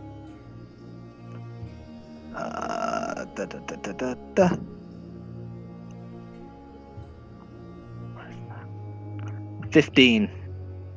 Okay. You know that there are like creatures and stuff that can do this sort of thing. They can kind of take on the appearance of shadows. You also notice as you're looking at it, you can tell something a little bit different about this and maybe puts you at ease a little bit more. I'm not sure. You notice that one of the shadows, the one behind him, has this kind of wispy nature to it, almost like smoke as you're looking at it. You've seen him use his vapor puppet before, and it sort of has that same kind of appearance. But you have to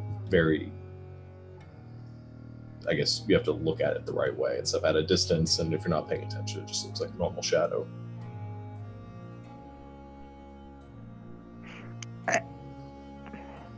And as you're looking at it, you notice as it begins to sort of pull up from the floor.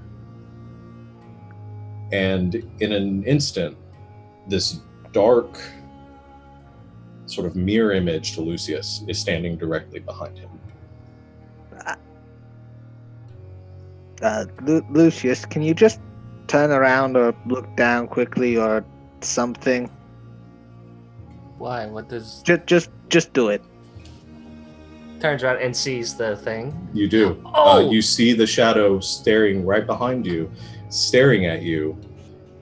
It cocks its head to the side a bit, and then in an instant, it reaches forward and plunges its hand into your chest. And Lucius falls to the ground. The smoke dissipates. He's not moving. Is he breathing? I kneel down and I'm like, can I assess or do I? No, this is bull crap. Lil pumps all of her laying on her hands on him. Pump the healing into him. Yep. No effect. Lucius! Not breathing. He's not breathing. His heart isn't beating. He's dead. And that's where we're going to take our break. What? Kyle, Episode 13, bitches! On this week's episode of Game of Thrones. We will be right back. What do you say, 10 minutes? That works. Yep. Okay. Yeah. I'll be back in 10 minutes to see what's going on.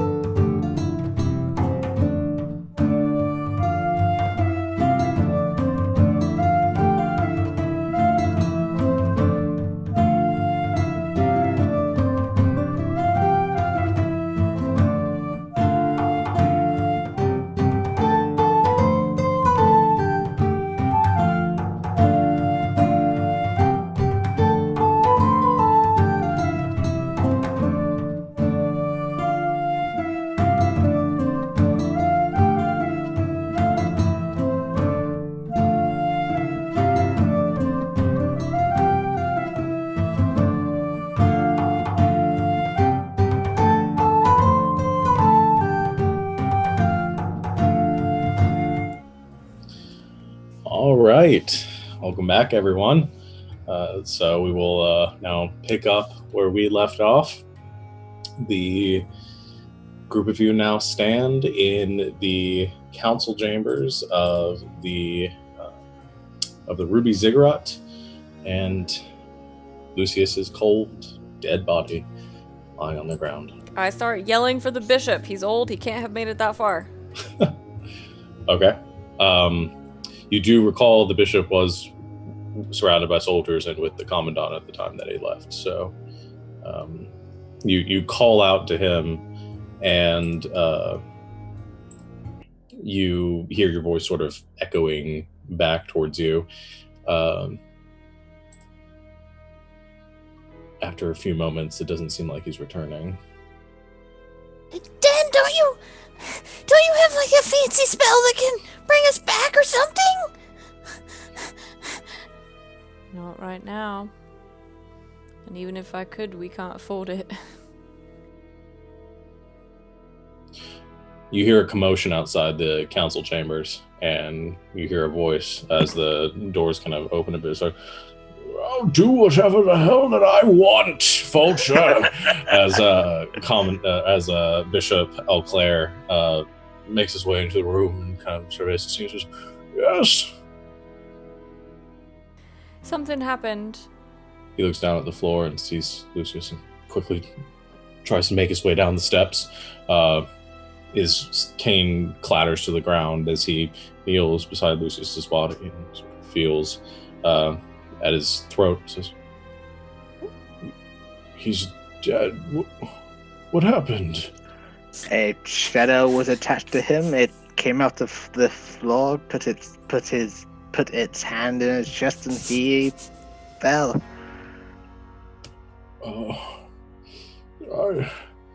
I can try to bring him back.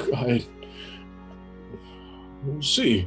Hold on. And he reaches to some pouch to the side and brings out a handful of gems and spreads them out over Lucius's chest. He begins to concentrate and mutter under his breath. Oh my God, is it divine? And you hear, as he speaks this, the small gems begin to sort of resonate and glow, each one flashing light. Each one of them kind of shattering and sparkling down into like drifts of powder and dust. Would anyone like to assist in this resurrection ritual? Okay. Den, I saw your hand first. What would you like to do? Well, can I try to help the bishop since I know the ritual? Since I know the spell? Sure. Okay. Then I guess I'm not wearing my like vestments or anything like that, but I'll take out like from under my armor my holy symbol, which is there, and I guess kneel down with the bishop. And can I just kind of echo, because I guess he's praying, can I kind of echo his prayer to the six in Aquan and like add in my prayers to Seraphine? Okay. Go ahead and make a wisdom check.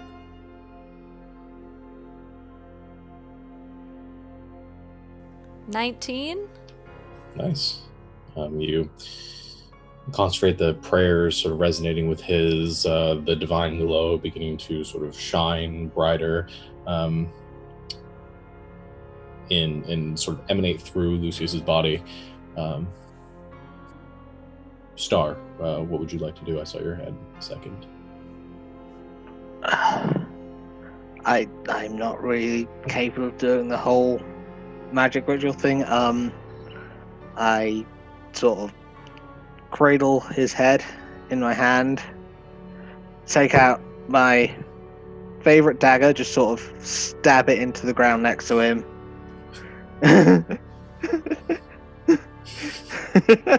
I slip and no. Come on, buddy. You've been here through thick and thin. You came here for a purpose, and I know you'll see it through. Okay. Make a charisma check. Straight up charisma. 20 total. Nice. You stab the dagger into the ground and just begin sort of pleading over the lifeless body of your companion as the glow begins to sort of fade as it fully sort of immerses itself within his dead body. The ritual sort of beginning to come to a close. A little bit, I saw your hand last. Okay. Because everybody's kind of done sort of what I've done, and I already pumped all my laying of hands, so I'm going to try something a little different. I am going to cast Bless, because why not? And I'm going to kneel down by Lucius's chest with my hands on his chest still and say, Lucius, on face value, people don't give you enough credit. You have a bigger heart and are probably better than anybody I've ever met. Appearances don't mean much, and I know you're meant for better things than you've had a chance to prove. So get your ass back here. That's what I do. Okay. I'll have you make a... I'll have you also make a charisma check.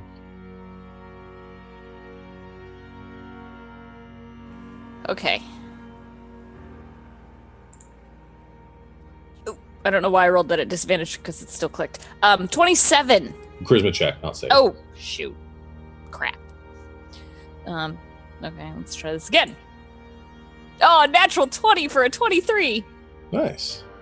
Okay. You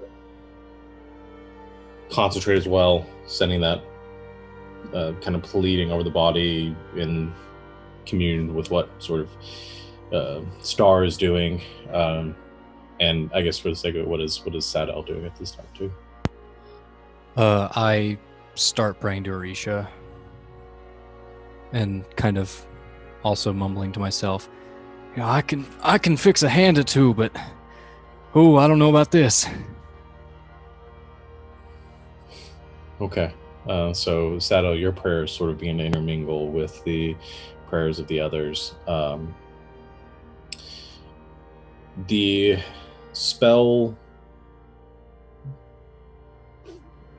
resonates and begins to fade. The bishop takes his hands back and looks down at the body, to feel at it. Puts his ear to Lucius's chest.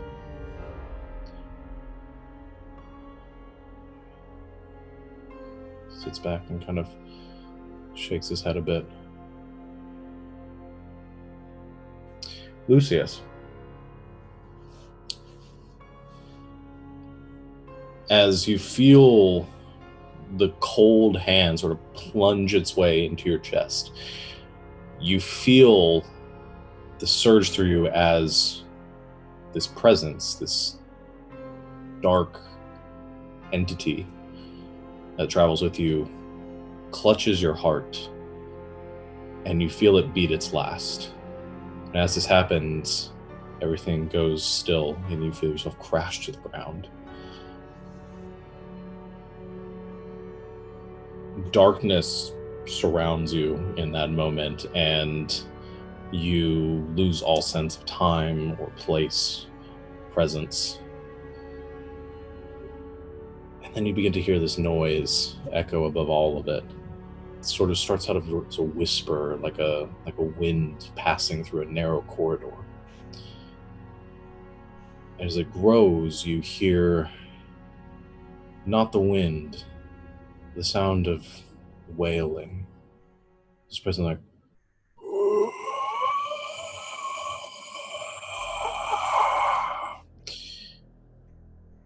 you open your eyes as you pass through this sheet of darkness in front of you, and suddenly you are miles above a landscape that stretches out in each direction as far as you can see.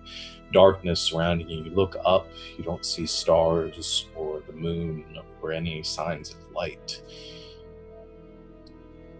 You focus back down towards the terrain, and as your eyes begin to adjust to this darkness, you can see it glow. To one side, you see embers and flame. It stretches out in this triangular pattern out as far and farther than you can see out for an eternity beyond. Smoke and ash drift up from this landscape beneath you. This swath of land comes to a point, and you can see extending out in another direction, this darkened, shadowy landscape to which you're hearing that wailing coming from, this gasping and screeching intermixed with what sounds like hideous laughter, maniacal laughter. You turn away from that, sort of recoiling from that side. And out this final swath, all of it coming together in three triangular points to one central hub. You see another landscape, an expanse of bone and slate. You see skeletal remains, bodies that litter this landscape, indistinguishable almost from these jagged spires that pierce up from the rocky terrain. And as you find this perspective, you realize the sheer enormity, the immensity of the size of these bones, rib cages standing miles high, skulls cracked and fractured, larger than the most immense citadel that you walked past during your time living in Olmdoc here.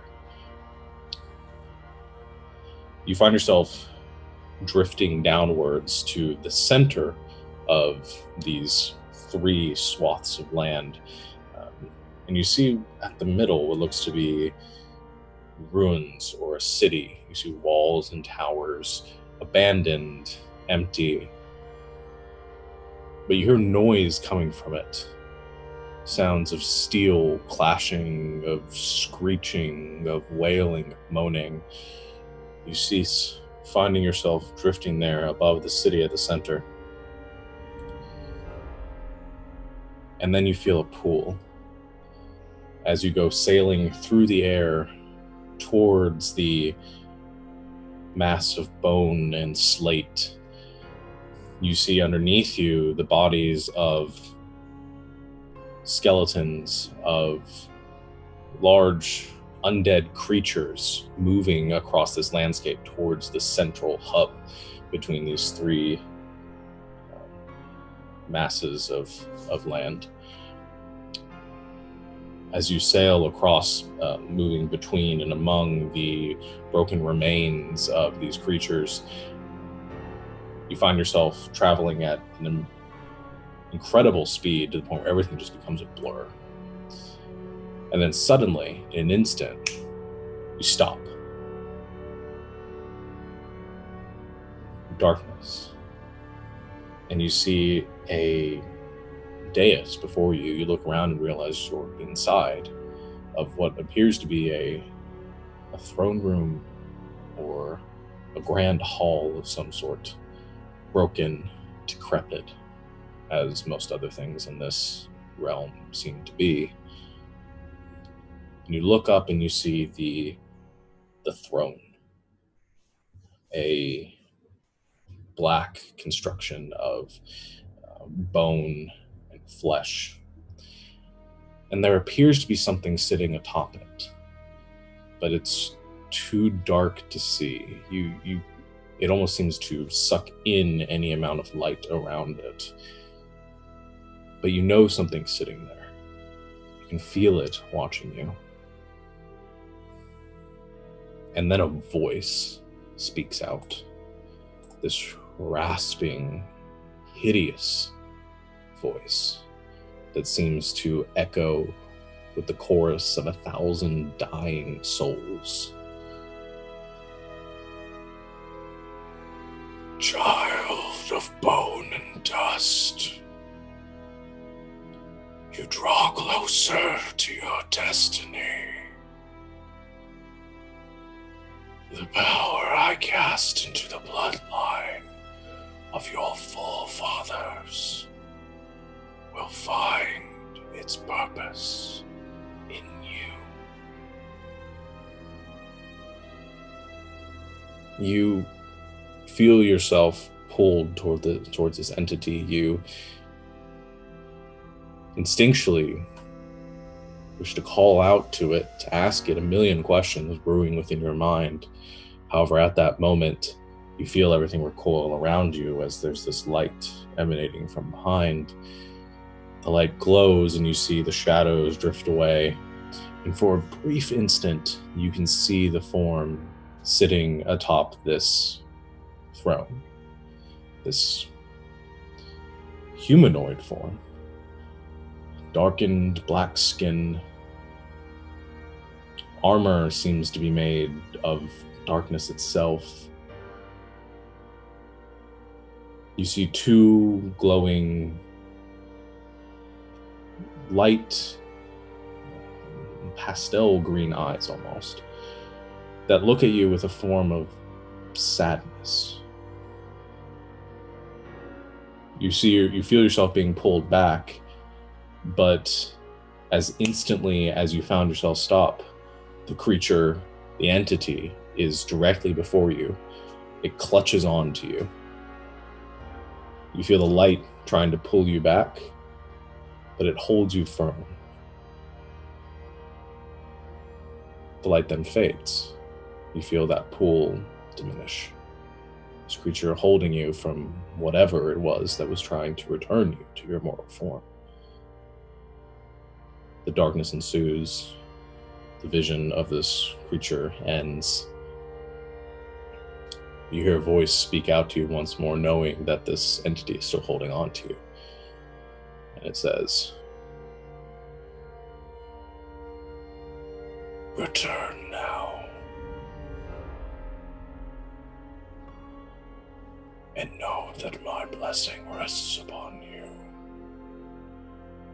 It releases you, and you can see the gnarled and bony black fingers of this entity sort of push forward lazily, almost without any real meaning or purpose behind it, and then rushing once again of wind, of dust, of soot. You're pulled back away, back across this landscape, over this central convergence between these three planes. And suddenly all of you see Lucius gasp and open his eyes, just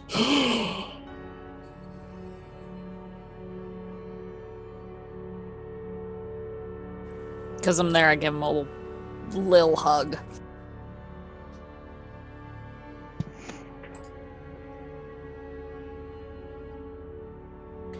Kyle, you're muted, so I'm sure you're saying something really... What? Why am I on the ground? Thank you for the hug and everything, but what just happened? You died! Yeah, I think I'm coming to the realization that and since Lil is literally hugging me, your deity, your goddess, is all bright and shiny and moonlight and perfection. I think I went to the other place, and I think I know why. And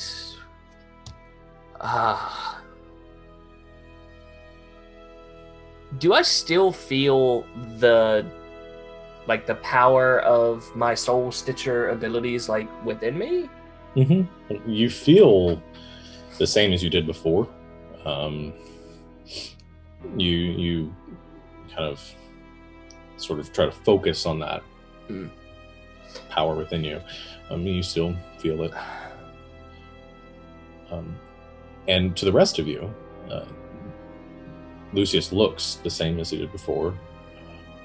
You notice that Bishop Elclair is sort of backed away and is staring very intently and worriedly at Lucius. And the rest of you see, too, that though he looks mostly the same, his eyes, that were that kind of green, piercing green color before, are slightly different. And if you look closely enough, those of you that are close to him, you almost see that instead of normal coloration, it's almost as though there's green smoke swirling around within his eyes themselves. What do you mean you went to the other place? What the heck just happened? Some smoke guy came and took your heart out. I have absolutely no idea what just happened, but it's a very long story, and I was not expecting that to happen when I die. I knew that I don't think anyone expects to die. At this point, the bishop has been quiet and again kind of sitting on the floor behind, leans in close to you, Lucius. Yes, old man. I have two people hugging. Well, I have one person hugging me. Do you want one too? How did you get back?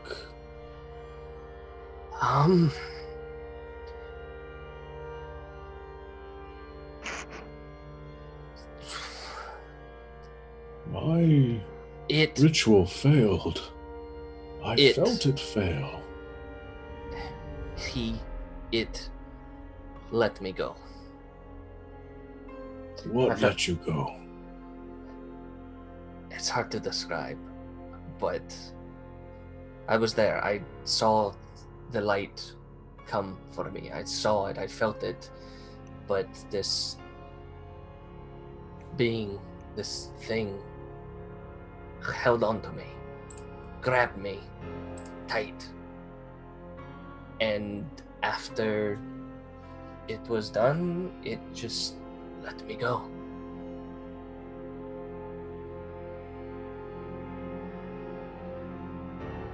It could have kept me if it wanted. And I'm not really sure how I feel about that.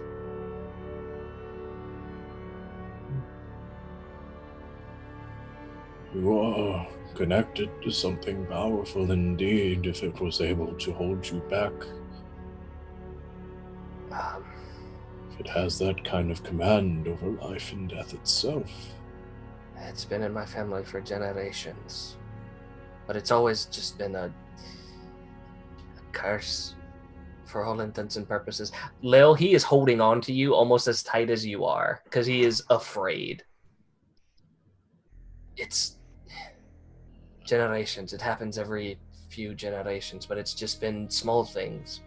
I've been the first in my family for years to have this control, and with one hand he grabs the bracelet he has and pulls that smoke off of it, and he's just like, no one else could do this and everything that I've done. It's at least not for 400 years or so, if that.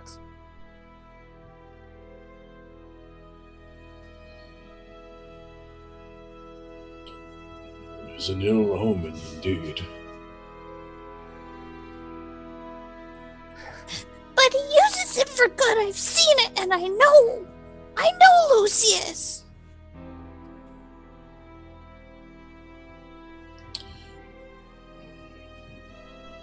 The choice of where we, on how we use the powers that we've been granted, is rarely dictated by those who hold them, and usually those that grant them at some point seek their proper purpose.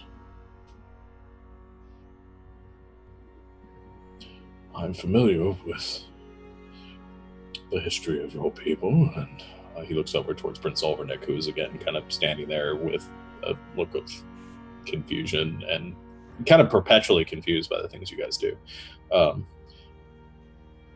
I'm aware of the history of the tiefling lineage, the gifts that they were granted by, well, the king of demons and the king of devils.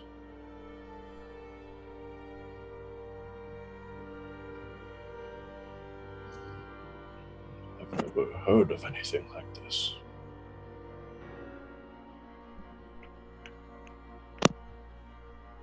Especially not from a low-born family like mine. You expect this from him and his siblings, not from me. See him kind of rummage around in his pack, and you are sort of shocked there a second as you feel a splash of water on your face as he sort of takes out a bit of a little vial of holy water and sort of splashes it on you. Nothing happens, but he just watches it. I'm kidding. I don't. It's. I was thinking the same thing, and it's good to know. Oh, curious.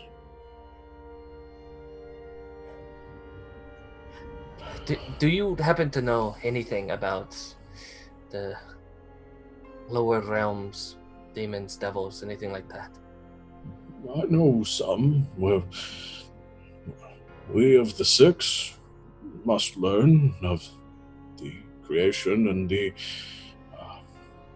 the adversaries that we face among the depths in order to fight them and confront them whenever possible. I know of the sepulchre of utter gloom and the residence or the palace of King Tuneric, the archdemon. I know of the sepulchre of the eternal fire and the palace of King Arda, the ashen, and, well, the archdevil. And then, well, the most familiar with the sepulchre of bone and dust, which, of course, resides King Moarta, the hollow-eyed, the arch-phantom. Bone and dust, you say? Yes. That's what he called me. Child of bone and dust.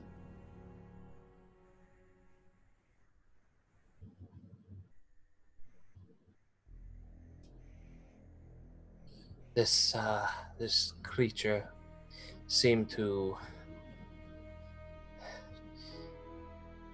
just condense all darkness upon itself. Sat on this throne of dust and ash and bone. That's what he said to me, child of bone and dust. That's who brought me back. That's who allowed me to come back.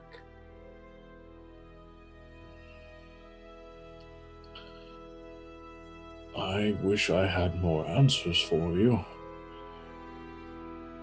But know that all of tiefling kind have origins to this realm.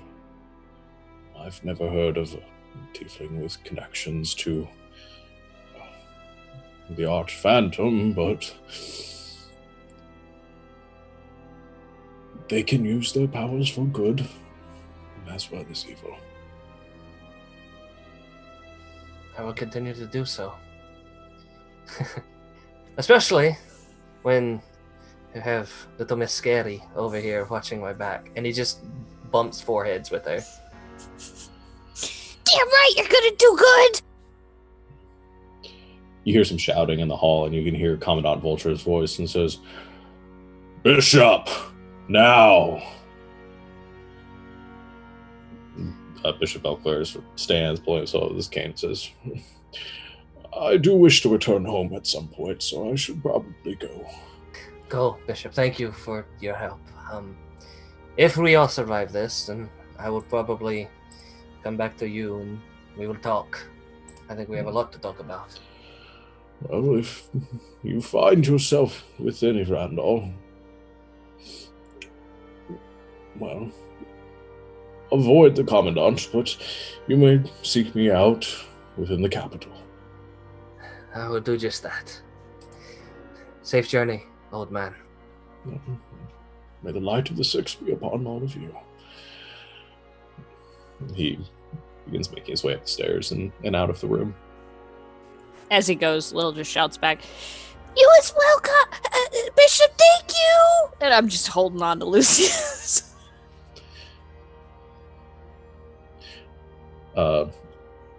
At which point, again, the Alndukir delegation is just standing over there, and Prince Zolvernick that just has this look of shock and bewilderment across his face, says, then you were saying? Yeah, so I think maybe you figured out how to close the bad portal. We can talk about it if you want, everyone. Just, at some point.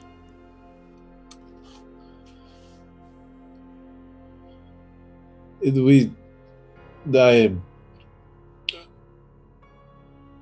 should get a drink. Yeah. Drink? Yes. Drink. Multiple. I point at Lucius on the floor. Drink? Multiple ones, please. All right. So you all begin making your way to the tavern. Prince Zolvernick sort of keeps an eye on you, Lucius, through the entire time, and at one point, he, as you're on your way there, he sort of comes behind you and says,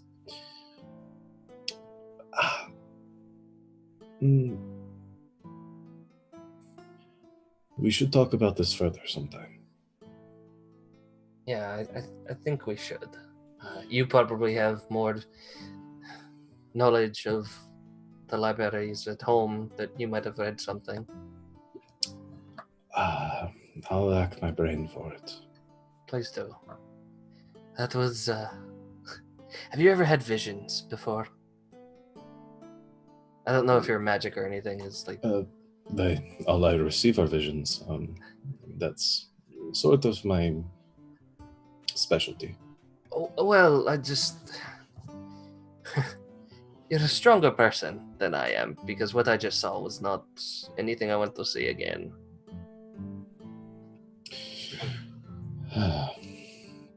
Well, from what I know of the visions that I receive and the premonitions that I get, is they're not always set in stone. There are ways of testing fate and avoiding them when necessary. I don't know about that shadow little thing of yours. That's a little scary, but... Imagine having it when you're like 4 years old, and then it's not so scary if you've dealt with it most of your life. Now, on the other hand, after everything that just happened, it's a little... Yeah. Which, by the way, he still has two shadows. And you all see that. The second shadow has returned to where it was before. Lil just keeps trying to step on it, thinking that's gonna do something. Like, she's just staying around Lucius and just like stomping on it. It looks like squiggles, though, right? I mean, no. From a distance, unless you know what to look for, it looks like a second shadow, identical to his normal one. It's Okay. only if you're really able to investigate it or have the intellect to really know what you're looking for that you can tell the difference. I have a really high passive perception. Intellect, not so much.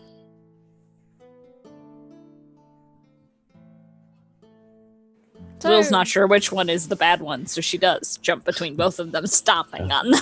And it's hard to tell. So, drinks, yeah? Is that where we're going? Yeah. So you all make your way back to the outdoor sort of common area, this drinking area at the Golden Terrace, where you guys have celebrated with the Tabaxi before, and there are a number around, but you're able to get some drinks and to find a little kind of secluded, quiet area outside of or away from the fires and away from the revelry to speak.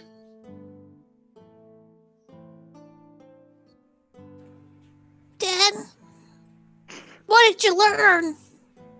I'm afraid to ask, but...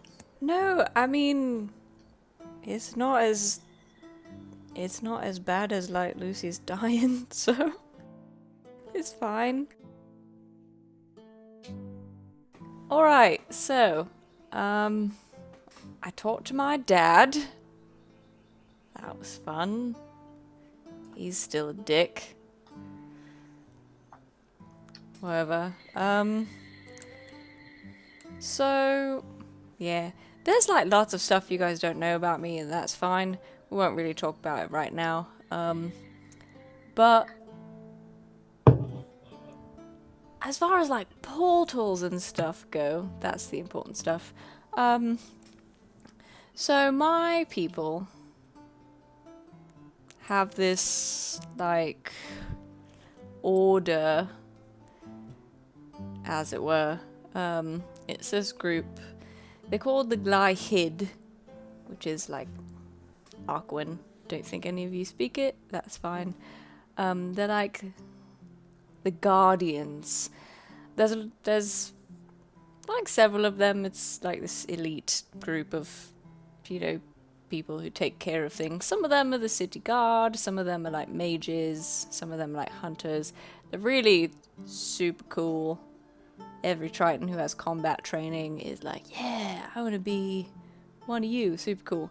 But so some of them are like super elite and they sort of specialize in portals. So I don't know if I've ever like told you guys this. It might have come up. The capital Triton city is called Selene, and at the center of it is this fun thing called a portal to the water plane that we sort of sealed a really long time ago because bad stuff was coming through it and city built up around it. Blah blah blah. History, things I didn't really pay attention to in school.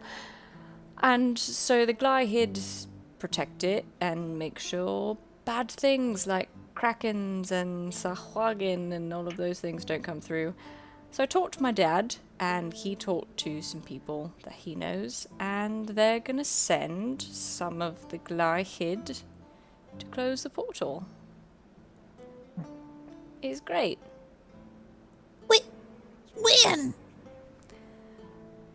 Well, soon. I mean, it's kind of far away. Okay. Like a couple of weeks, probably it'll take them to get here. And But we may not be here when they get yeah, and that's fine. They don't really need us, to be honest. They're sort of really badass. And they'll just close it. It was a lot easier than I thought, actually. Star, you cool with that? I've been thinking it all over, and there's one thing that plays on my mind. Everything we've been told says that whatever is through that portal has been protecting my people, protecting Graldar. What if closing the portal gets rid of that protection and it's, as the princess said, the gnolls can steamroll us in an instant? Well, to be fair, the Gnolls have already taken one of your cities, so... Whatever's protecting you, if they are, is not doing a whole lot right now. True. And also, like, kidnapping kids. I mean... That's also bad. That's bad. But, I mean, I can call them off, but I just... Don't call them off. They definitely need to come. Before the portal is closed, I need to go home, talk to people who I know will give me answers. I'm sure my mother knows something. I'm sure Dawn knows something at least. Anything we can get. Yeah. Speaking of home, there's sort of a condition on the Guardians coming and closing the portal. Yeah? What?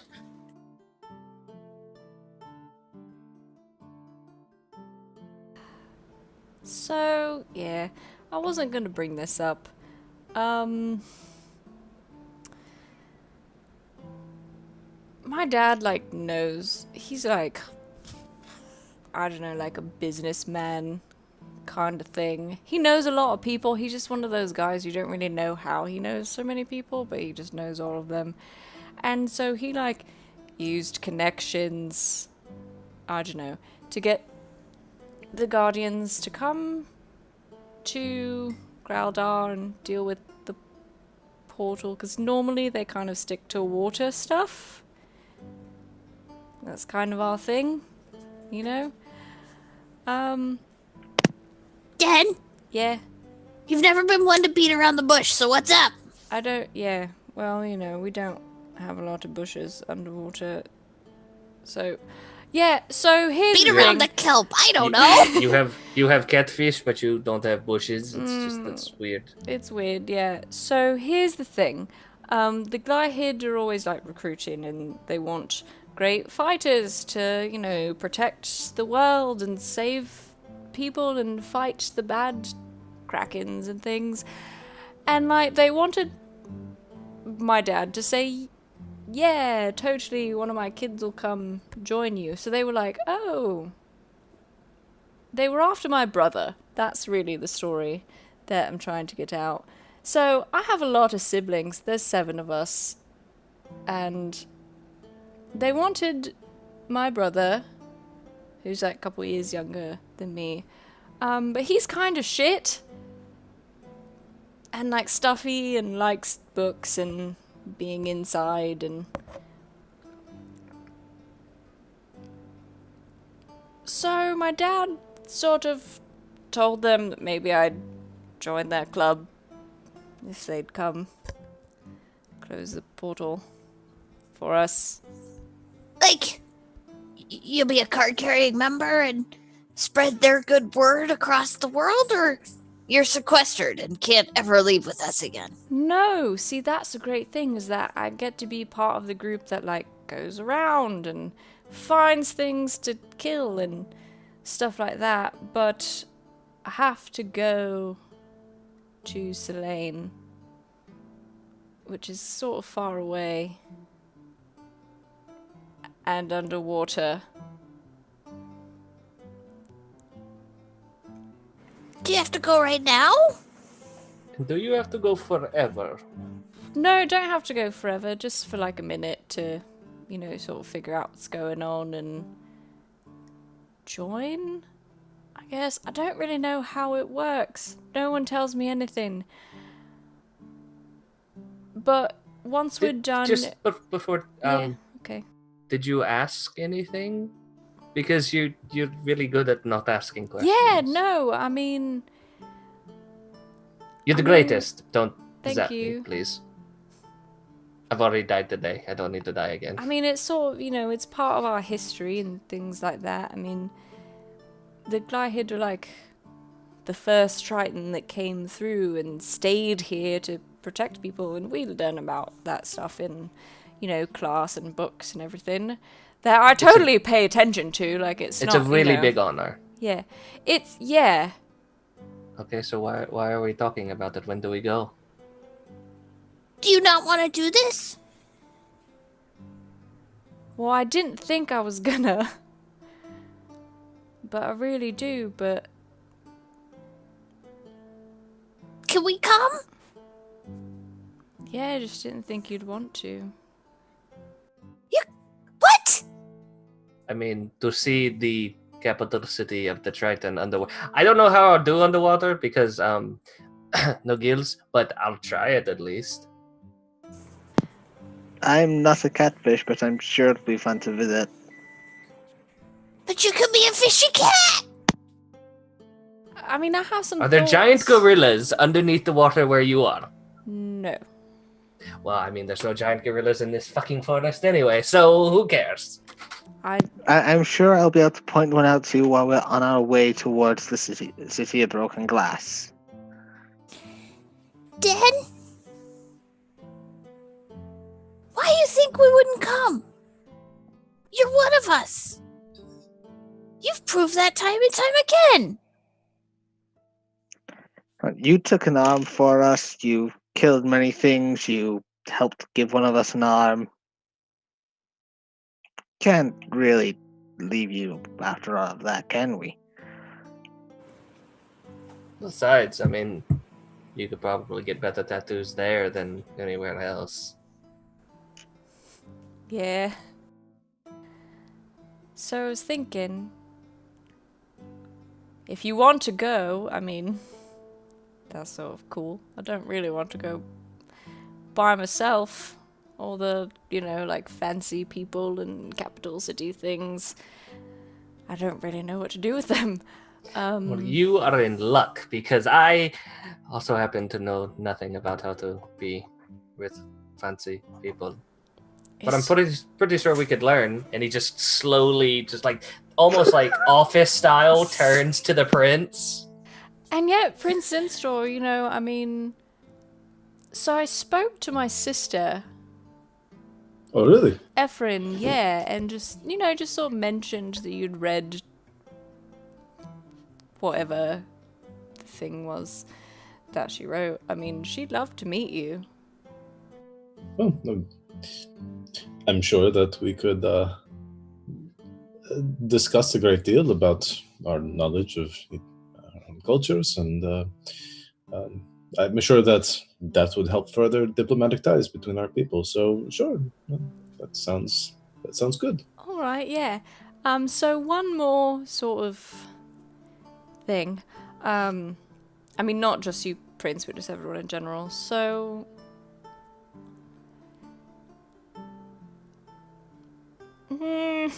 how do I say this? So I was thinking, right, we'll have to take a ship, as it were.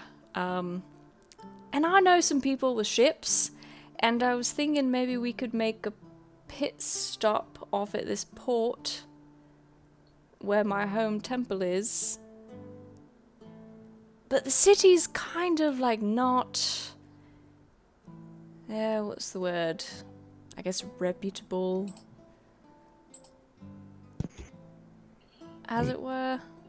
Sounds like my kind of place. Prince Olvenich says, once this is all over, assuming I live, if it's... I've done a fair bit of traveling. If it's a port that I've been to, I can perhaps take you there.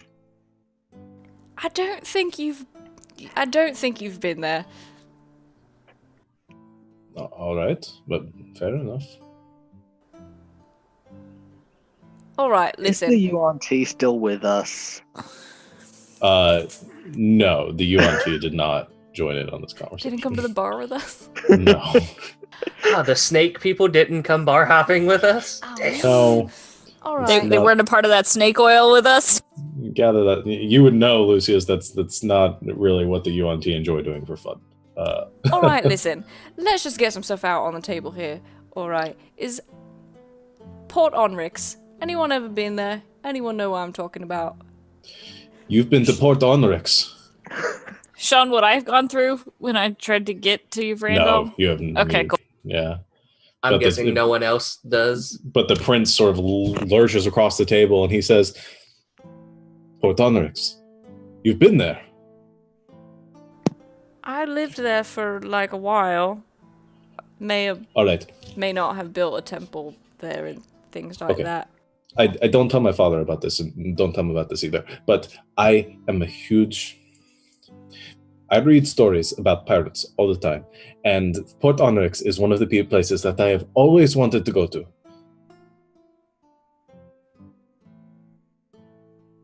Alright, let's have a discussion right now, just real quick, like for 2 minutes, because this has been eating at me for so long.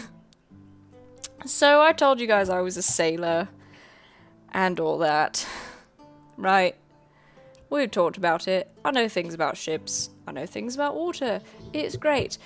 So the ships that I sailed on were not like nice people's ships. There may or may not have been some piracy involved with literally all of the sailing that I did. Well, they can't all be bad, because I recognize your Mark tattoo. I can't remember which one it is. Tattoo. So they helped me get from Bolivar to where I met Sidel. So they're not all bad. No, they're not bad people. It's just... Can I just show them the tattoo? Yeah, you can. Okay.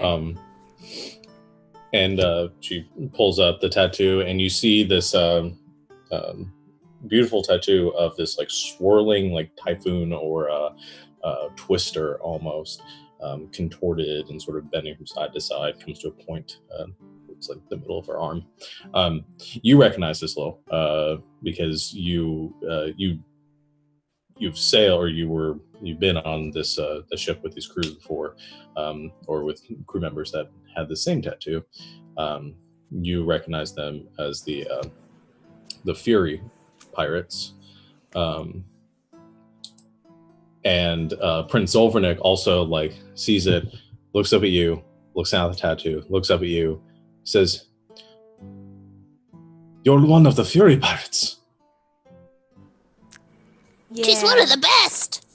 Have you met Captain Windwalker? So, fun story. Yes. I sailed on the flagship. It's called the Eye of the Storm. It's really cool. You sailed on the Eye of the Storm? Yeah, I sort of maybe like saved the captain's life at one point. It's fine, I know things about healing. It's not a big deal. Really. Is it true that she killed 100 men in single combat? Yeah. He like sits back in his chair and like takes his drink and like chugs it. Can I come with you?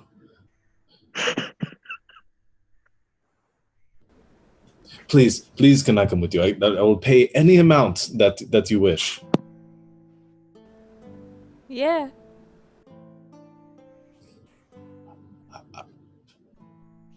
All right. He kind of says himself from of course, after we deal all of this business here, we have much to take care of. He sort of looks around awkwardly. You can see his face sort of blushing a bit, realizing how hard he was fanboying. It's a good cover. You did a good job. Yeah, then I feel like sometimes we don't give your ideas or actions enough due credit, but I want to make sure, like, we got to deal with these Knoll problems first, right? And then we go home, or then we go to your city, right? Or do we need to do that first? No, like they're just waiting for me, you know. Okay. Whenever we get there. I mean, yeah, we deal with this first. I wanted to bring it up because, I mean, we're all friends and we've sort of been through a lot in the past couple of months. But, like, asking people to go with you to, like, a pirate on a pirate ship to a pirate city and then to like a city underwater to join this weird club thing. I don't know. Then, when I first got to Yvrandal, I made a living by breaking and entering for, as you would probably say, more unsavory people. Did they perfectly... happen to call you a cat burglar? Please tell me they called you a cat burglar. You would not believe. I love it. But anyway, I'm used to unsavory people and how they get by. If we have to stop at a port with a few pirates, I can live with that. See, that's why I wanted to ask, because it's like, it's not really a few pirates. It's all pirates, isn't it? It's all pirates. Like, it's just a big city of, like, all pirates. You're literally talking to a traitor to his people. I'm perfect. I'm perfectly okay with going to Pirate City. The prince sort of looks over towards Thorsby and says, "Have you really not heard of Port Onyx? It's the only neutral ground between the Tribunal of Six. It's the only place where you can meet members of all 6 pirate crews in one location without them trying to kill each other. I mean, this..." He just reaches over and just puts a hand over his mouth. No. Prince, excuse me. You're a prince of the people. You are the next, maybe next in line. Please act like it for just 5 minutes. Let him... Do you know what? No. I'm gonna disagree with what's happening right now, because I'm gonna be honest, this is not how I thought this conversation was gonna go. Mm-hmm. And the last time I told someone was a pirate, they tried to kill me. Oh, well, continue. What about, who is this Tribunal of 6 and what do they do? The Tribunal of 6, the pirate, the Pirate Alliance of Roran that disbanded 25 years ago now, or something like that. The exact dates aren't exact given the lack of information that's come out of there, but they disbanded, have been at war ever since, each one of them taking a different sea of the world as their own territory. And Port Onyx has said this. Yeah, neutral ground. There's lots of pirates, like countries worth of pirates. I can't believe none of you guys have ever heard of this. And there's the Broken Pirates. Captain Breaker is the strongest pirate of the from the stories. He does have a bit of temper. There's the Fury Pirates with Captain Windwalker, who, is it true she can fly? She can levitate. That's close enough. That's still... Yeah. So there's Den, if we asked you to put yourself in harm's way for any reason, just, hey, come back to my hometown that's being taken over by, well, Lucius and the princess people, and it's so great and wonderful and everybody's dying, would you think even 1 second about it? No. You'd just go with us, right? Well, I'm here to tell you, well, I guess I can't speak for anybody else, but all you gotta do is ask, and not worry. We're gonna come with you. You're good people. Screw everybody else. You're good people. Okay, everybody. Can we sail on a pirate ship and then go to the capital city so I can join an awesome group of fighting people? Arr! I'm not doing that, but yes. No one does that. It's not a thing. I do that! You're muted, Alex. You're muted. Damn it. Okay, here's a good one for you all. What's a pirate's favorite letter of the alphabet? Please, Arr! they did it. You may think it is, but his true love be the sea.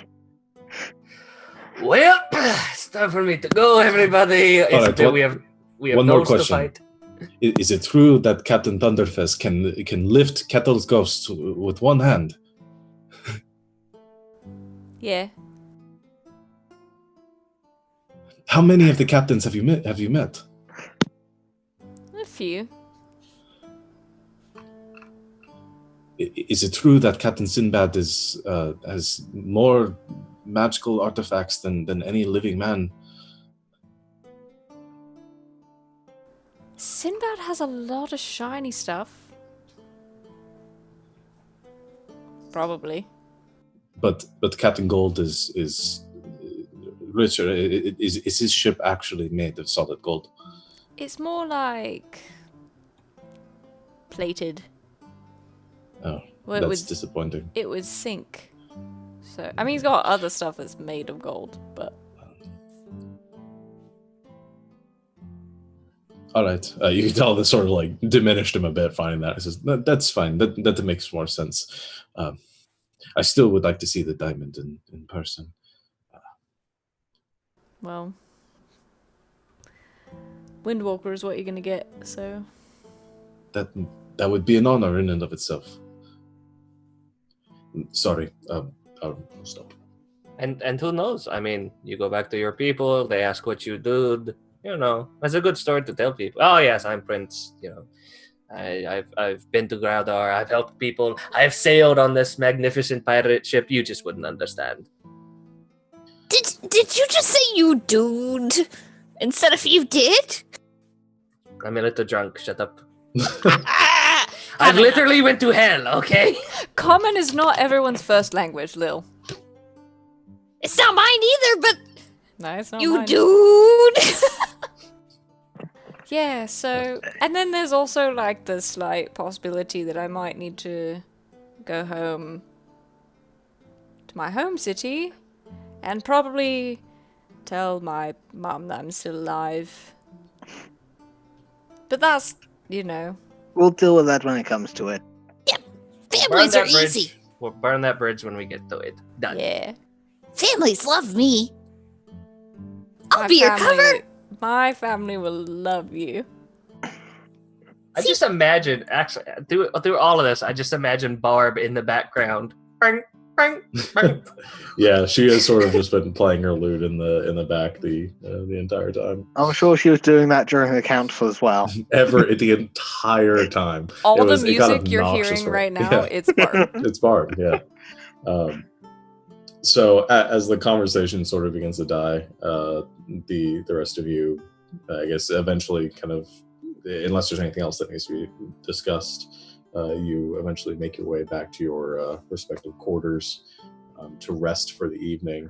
The last thing I was going to do is, before doing important things I need to do, is fill everyone in on the City of Broken Glass, what it is, where it is, what it means to the Tabaxi, etc., etc. Yeah. You can fill them in on it. I don't know where my notes on that are, I'm afraid. It's all right. I don't know if I give you, but you would know that it's essentially it's a long abandoned city, much like many of the other ones, the ruins across Groudar. It's sort of been taken, or the Screeching Wind clan use it as sort of a base of operations, as sort of a fort almost. They're the ones that fight against or keep the Knoll war tribes at bay, to keep them from pushing into Western Groudar. Yeah, I mean, essentially it's a long sort of, like I said, abandoned city at the edge of Tabaxi territory. Not really much else to it other than that, but it is sort of the stronghold that stands against the Knoll incursion. Star? Yeah? So is, like, City of the Thousand Steps the only, like, city that's actually inhabited? Are the rest ruined? That's a harder one to answer. There aren't really any other current Tabaxi cities, or weren't any other kind of. The only other cities I can think of are the City of Glass itself and the City of the Crawling Mist, which we went to. Other than 10,000 steps, we saw just small towns and villages spread along the jungles. Okay, then, like, I'm just trying to understand. Is the Tabaxi, like, populate a city and then use up the natural resources and then go to another place? Or, like, it seems weird that there's only one city and the rest are in ruins. I don't know the story behind that. Given what we've learned, I'd assume that perhaps the city of Crawling Mists is the city that whoever lived here before used. The city of Broken Glass I've heard referred to as the first Tabaxi city, but aside from that, I don't really know. Okay. Anybody else find this weird, or am I just way too inquisitive? I mean, yeah, it's kind of weird that, they have one city, but the city is huge, and there's a lot of them in it, so... Different cultures. If anyone needs anything from a vendor, I'm about to go into the jungle, try get some things for barter quickly. If anyone wants anything, let me know so I can stock up.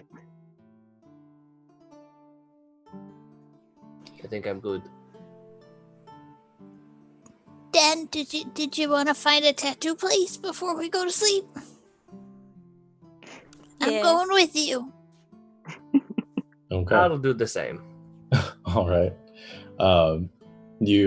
So Star heads off into the jungle to find some materials to barter the following day. The rest of you head off to look for a tattoo shop.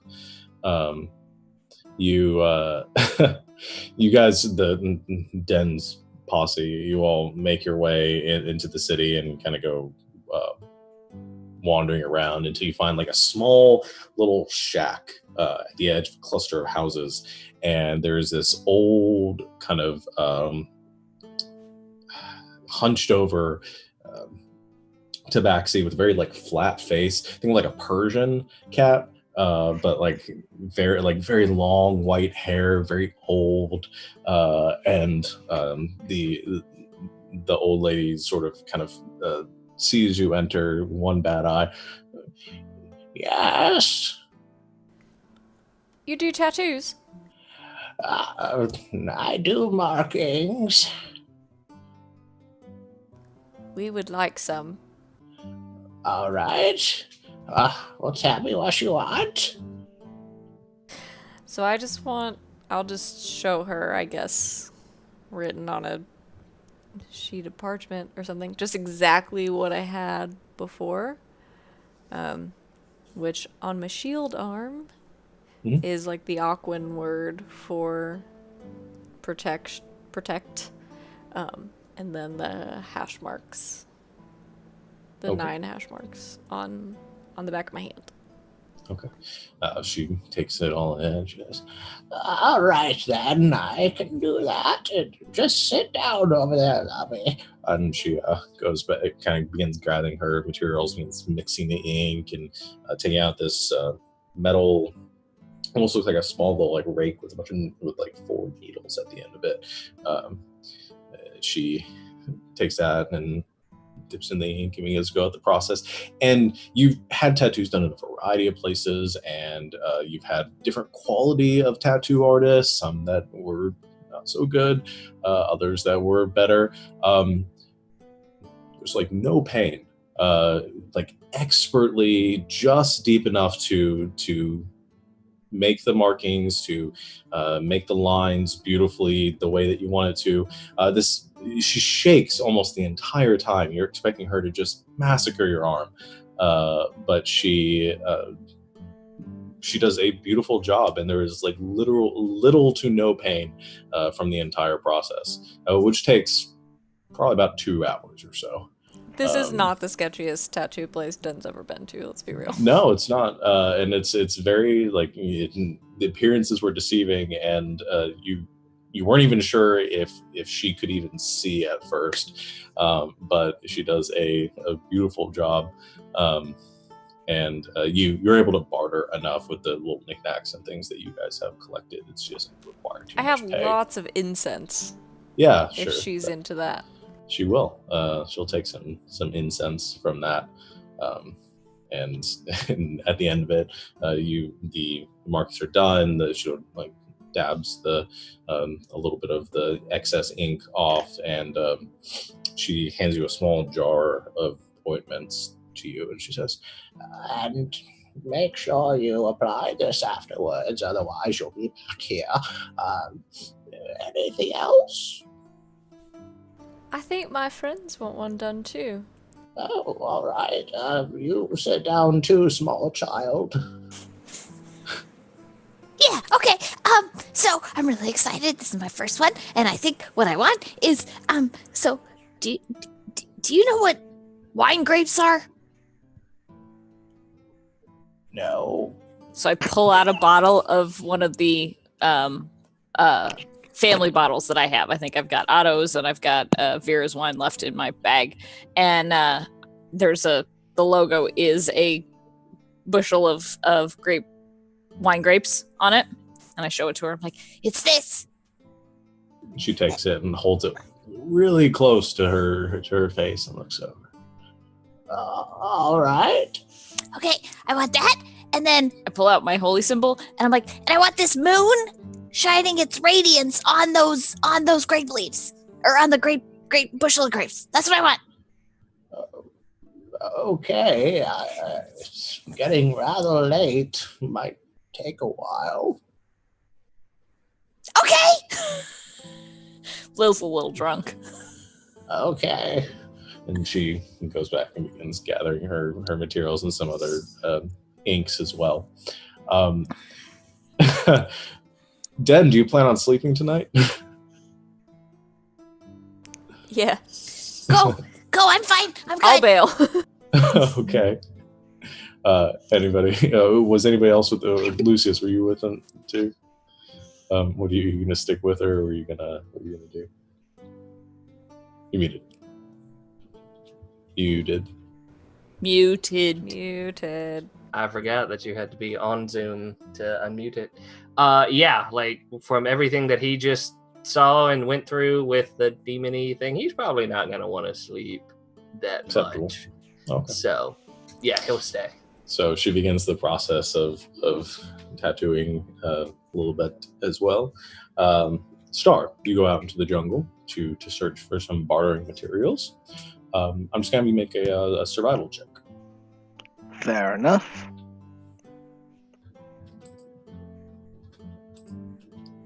Uh, 20 total again. Nice. You head out into the jungle, spending a few hours searching through. You gather a couple of things. You're able to hunt successfully. A few kind of small, like rabbit-like creatures that you imagine are fairly commonly used for food and would be edible within the city, could be traded there as well.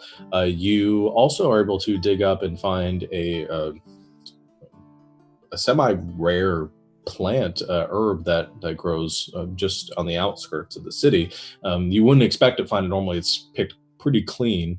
It's kind of hard to come by. Most of the scavengers and hunters in the area, or gatherers in the area, come out to look for it on a fairly regular basis. But you're able to find one stalk of it, and you dig it up, and you're able to gather as many of the roots that you need. Sort of like a ginger, almost. It's used for food and cooking, and it's quite common or quite popular within the city. But you're able to find some of that as well, which all in all, with the amount of barter that you've got, you feel like you could probably get a fair amount for what you've got, for what you found. Cool. When I'm done, I am heading back into the city to once again try and get some studded leather armor. Okay. Part of the trade also includes my current armor because I won't need that anymore. Okay. Yeah, I'd say with what you've got, you could trade for some studded leather armor and upgrade from there. Yay! But one by one, you guys all sort of gather yourselves. Lil, you spend most of the night getting tattooed. You actually probably nod off for a little bit of it, wake up, having the tattoo completed. As the sun begins to rise over the city, the rest of you having already returned and had a full night's rest within the confines of the ziggurat. Can I get up early this morning? You can. All right. I want to get up before everybody, and I want to sneak over into Den's room and wake her up. Okay.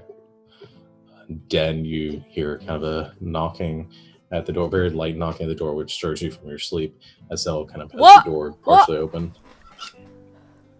What's happening? Den, shh. You remember the conversation we had, that if I ever needed your help putting something together, well, just come here. And I want to take her outside to an open area, and just start pulling all of the chunks of metal that I've been working on with all the gears, and like I just want to start putting this thing together finally. Yeah. Yeah, I help. Okay. He pulls out probably like 35 to 45 different pieces of gears and equipment and just spreads it out in kind of a mismatched shape on the ground. And Saddle, I guess you start explaining to her where the different pieces go and how to fasten them together. Okay. So what exactly are you trying to build? Do you have a picture?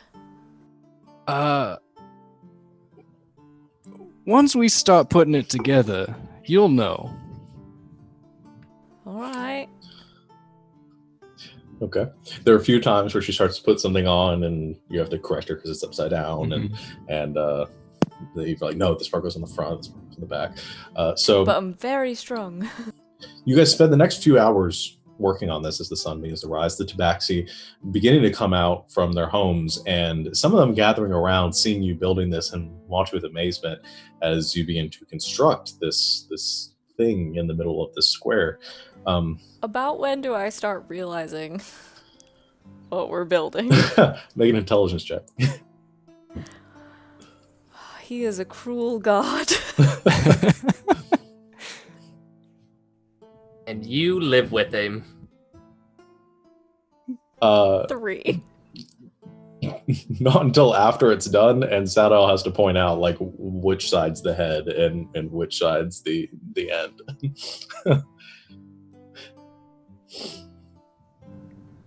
Oh, I see it. And it's not something. It's something that you've never seen in person. You've seen images of it in books. You know that it's one of the. It's a creature that that your people had a little bit of a difficult time with when they first came to. And the rest of you, as you begin to wake and stir in the mornings, and Lil, as you're kind of sleepy-eyed, you begin to wander your way through the streets, making your way home to the ziggurat. The rest of you that are rising or rousing within the confines of your rooms are hearing a bit of commotion outside, and you begin to sort of make your way out to the front, wondering what's happening out there. And it's there as you enter this terrace that you see. I'll let Dylan describe it. I just clapped him on the back, so proud of him. You walk out and there's this large, basically robotic plesiosaurus. Yeah. Got gears whirring and is very much alive, even though it's made out of metal. Yeah. We have a dinosaur!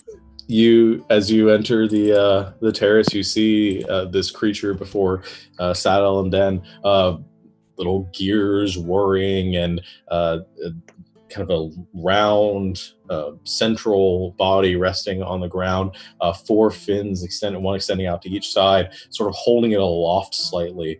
The mechanical pieces and gears and hinges creaking slightly as they rest into place.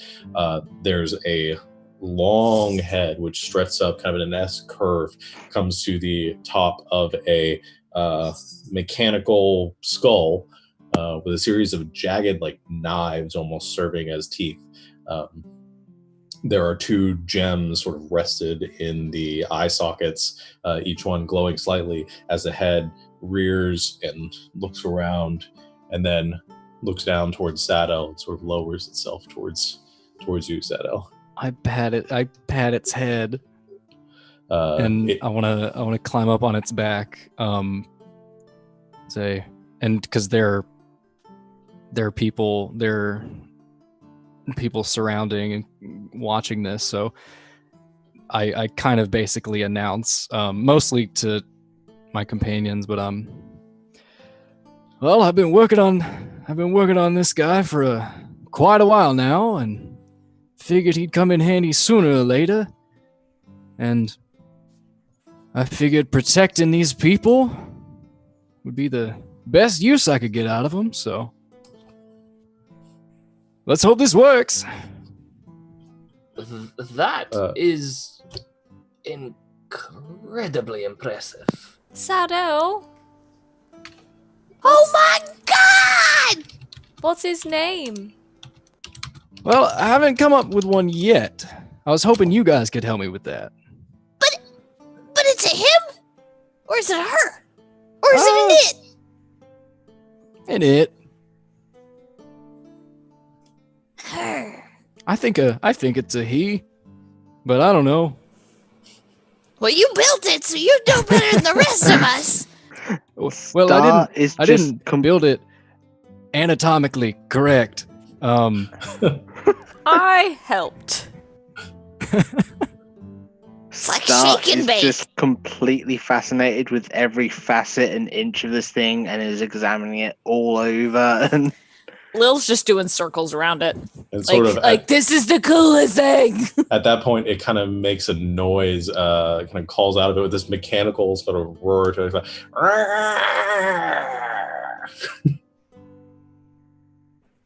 Oh my god, this is so awesome!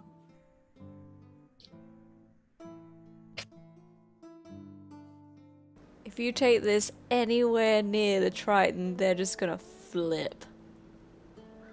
In a good way or a bad way? I don't know, that's the fun part. So here's the better question. How do we get that from here to there? I pat it. I give it a pat on its back, and its fins sort of retract into its body, and 4 legs come out, and so it stands up straight. this is the best thing you've ever made. Maybe. How long were? Where did you hide? Okay, so Bag of holding. I don't care where we go, who we're with, what we do. You're coming with us everywhere, because that is insanity. Thank you. Sandal, your wife told me to be watchful of the tricks that you hide. And oh my god! She was so right! Oh yeah, she knows that I like to surprise people I like. I cannot wait to write her a letter, because this is the coolest!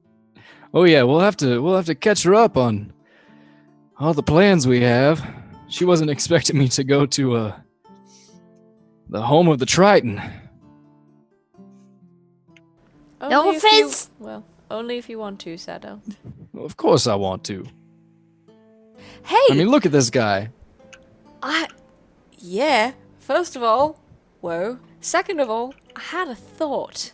That explains why your hair is all frizzy. Right, it doesn't happen very often. I did have one thought. You like guns?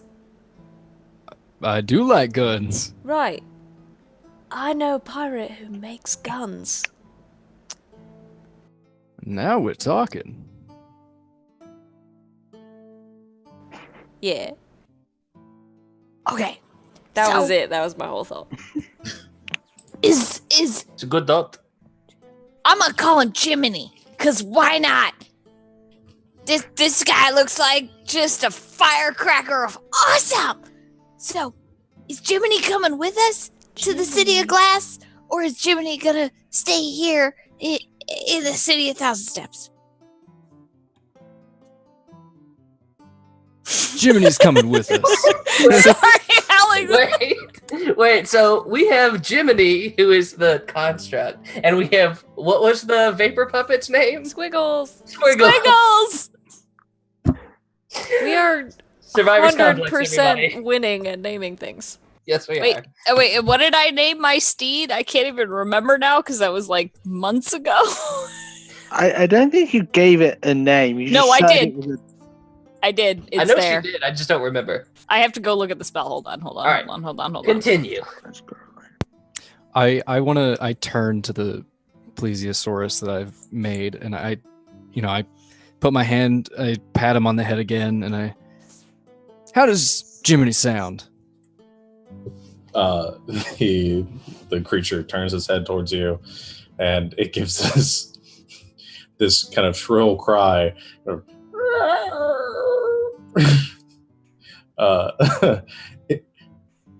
It sounds a little bit. It's like it's pleading. Like, please don't. Okay, we'll keep trying, buddy. And my mastiff's name is Gully. Okay, guys?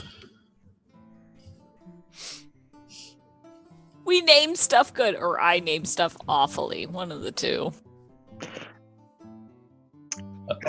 Don't worry, I haven't had to name anything yet that we're not even going to cross into that hell. As you guys are all gathered out here, though, and causing quite a bit of commotion, you see a couple dozen tabaxi, all of them with dark charcoal, almost black fur, and red markings, wearing leather armors and carrying blades and spears, make their way through the crowd. At the forefront, you see Storm pushing his way forward, also wearing armor, no longer wearing the robes of the council. Seems to be dressed in his war regalia. Looks up at the mechanical creature in front of it. Looks down towards all of you. I asked if you'd be ready to go today. I didn't know how ready you would be. We're ready. All right, we're heading up now. We have to move swiftly through the jungle. As soon as we reach the rivers, we'll take the boats to the rest of the way to the gullet of the mountains. I'm guessing the prince and Thriska are nearby. The prince, you see, has just sort of crested outside of you actually see him standing with your passive perception, standing up near the top of the steps at the ziggurat, just kind of bemused by this scene. Begins making his way down as he sees the tabaxi gathering in this area. He approaches and says, did you make this? I did, and Dan helped me put it together. This is something. This is better than anything I've seen our war architects make. Well, thank you. I put a lot of work into it. Have you ever, if you're ever looking for a job, I'm sure that we can find something for you. You have some skill. Thank you. I actually already own my own shop back at South Harbor, but I appreciate the offer. Oh, well, I'm sure that maybe when all this business is over, we might be able to discuss. Of course. Well, should we go then? Let's go. Let's do this. All right. The prince clasps his hand together, and you see the rest of the tabaxi beginning to gather themselves. some mounting up on horseback, others getting ready to move through the jungle on foot. And you all begin making your way down the steps, down the streets. The Plesiosaurus, Jim, having a hard time making his way through the city, moving a little bit slower on foot, but trying his best to keep up. The rest of you falling behind, making your way out of the city, heading to the west through the jungles, towards the mountain that lead out of the World Child's Cradle, and towards the ruins of the City of Glass and Demon's Breach. And that's where we'll go ahead and end our session here today. Yeah, no. I wanted to go, I'd go for another 2 hours, but at some point we have to end. So that's what she said. I will kick you off this call. But thank you, everyone, for tuning in and bearing through our technical difficulties with Twitch at the beginning of all this. We are excited to be back. And as far as the immediate future holds, we don't really have any conflicts. I think we'll be here next Saturday and the Saturdays after that for forever. Forever and ever. But yeah, I don't really have anything else. Savannah? Have our normal spiel? I mean, nothing exciting. But yeah, all of our music is the main thing today. So if you had fun listening to our ambient music and fun things like that, all of our music comes from Incomptech, all royalty free. Awesome music you can get in all different kinds of genres and everything like that. So if you're looking for music for your own game or stream or anything like that, check out Incomptech. It's awesome. There's a ton of stuff on there, and we love it. If you like our character art, which we have on our overlay here, our friend and wonderful artist Julie made all of those for us.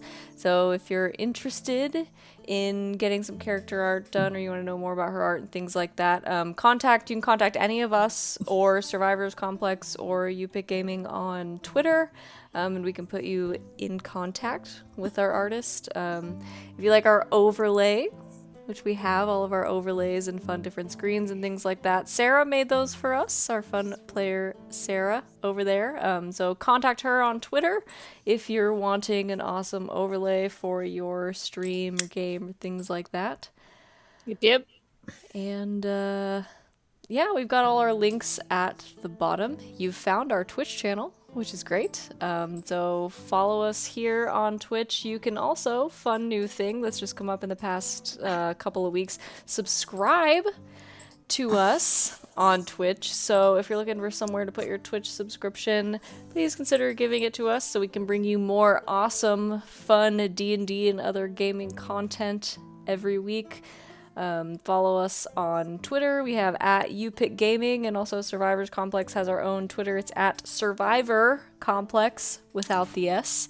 And also subscribe on YouTube, where you can watch all of our videos if you're just tuning into our stream now for sessions you may have missed. And you can also see the first few minutes of this session, which you all probably missed today because we were having Twitch issues. But yeah, thanks for hanging out, everybody, and thanks for sticking with us through all of our technical difficulties earlier and things like that.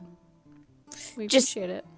Just want to say, if they subscribe on Twitch, if they use that Prime subscription or whatever, they get a custom emote right now. Custom and more Twitch to come. emotes. Yeah. Sorry. So, yeah. One more exciting thing. If you're looking for somewhere to put that Twitch subscription that we know you desperately want to give to someone you love, you get a custom emote and more fun things to come in the future. Yeah. So, sorry. Just trying to make the sell. All right. With nothing else, I guess that'll be it for us tonight. Come back next week and see how this sort of finale to the whole Growldar arc is shaping up, and we'll see you then. But we're all gonna die. You already did, so whatever. I already did, so I mean, yeah, whatever, right? Yeah. But until then, good night, Internet. Good night, Internet.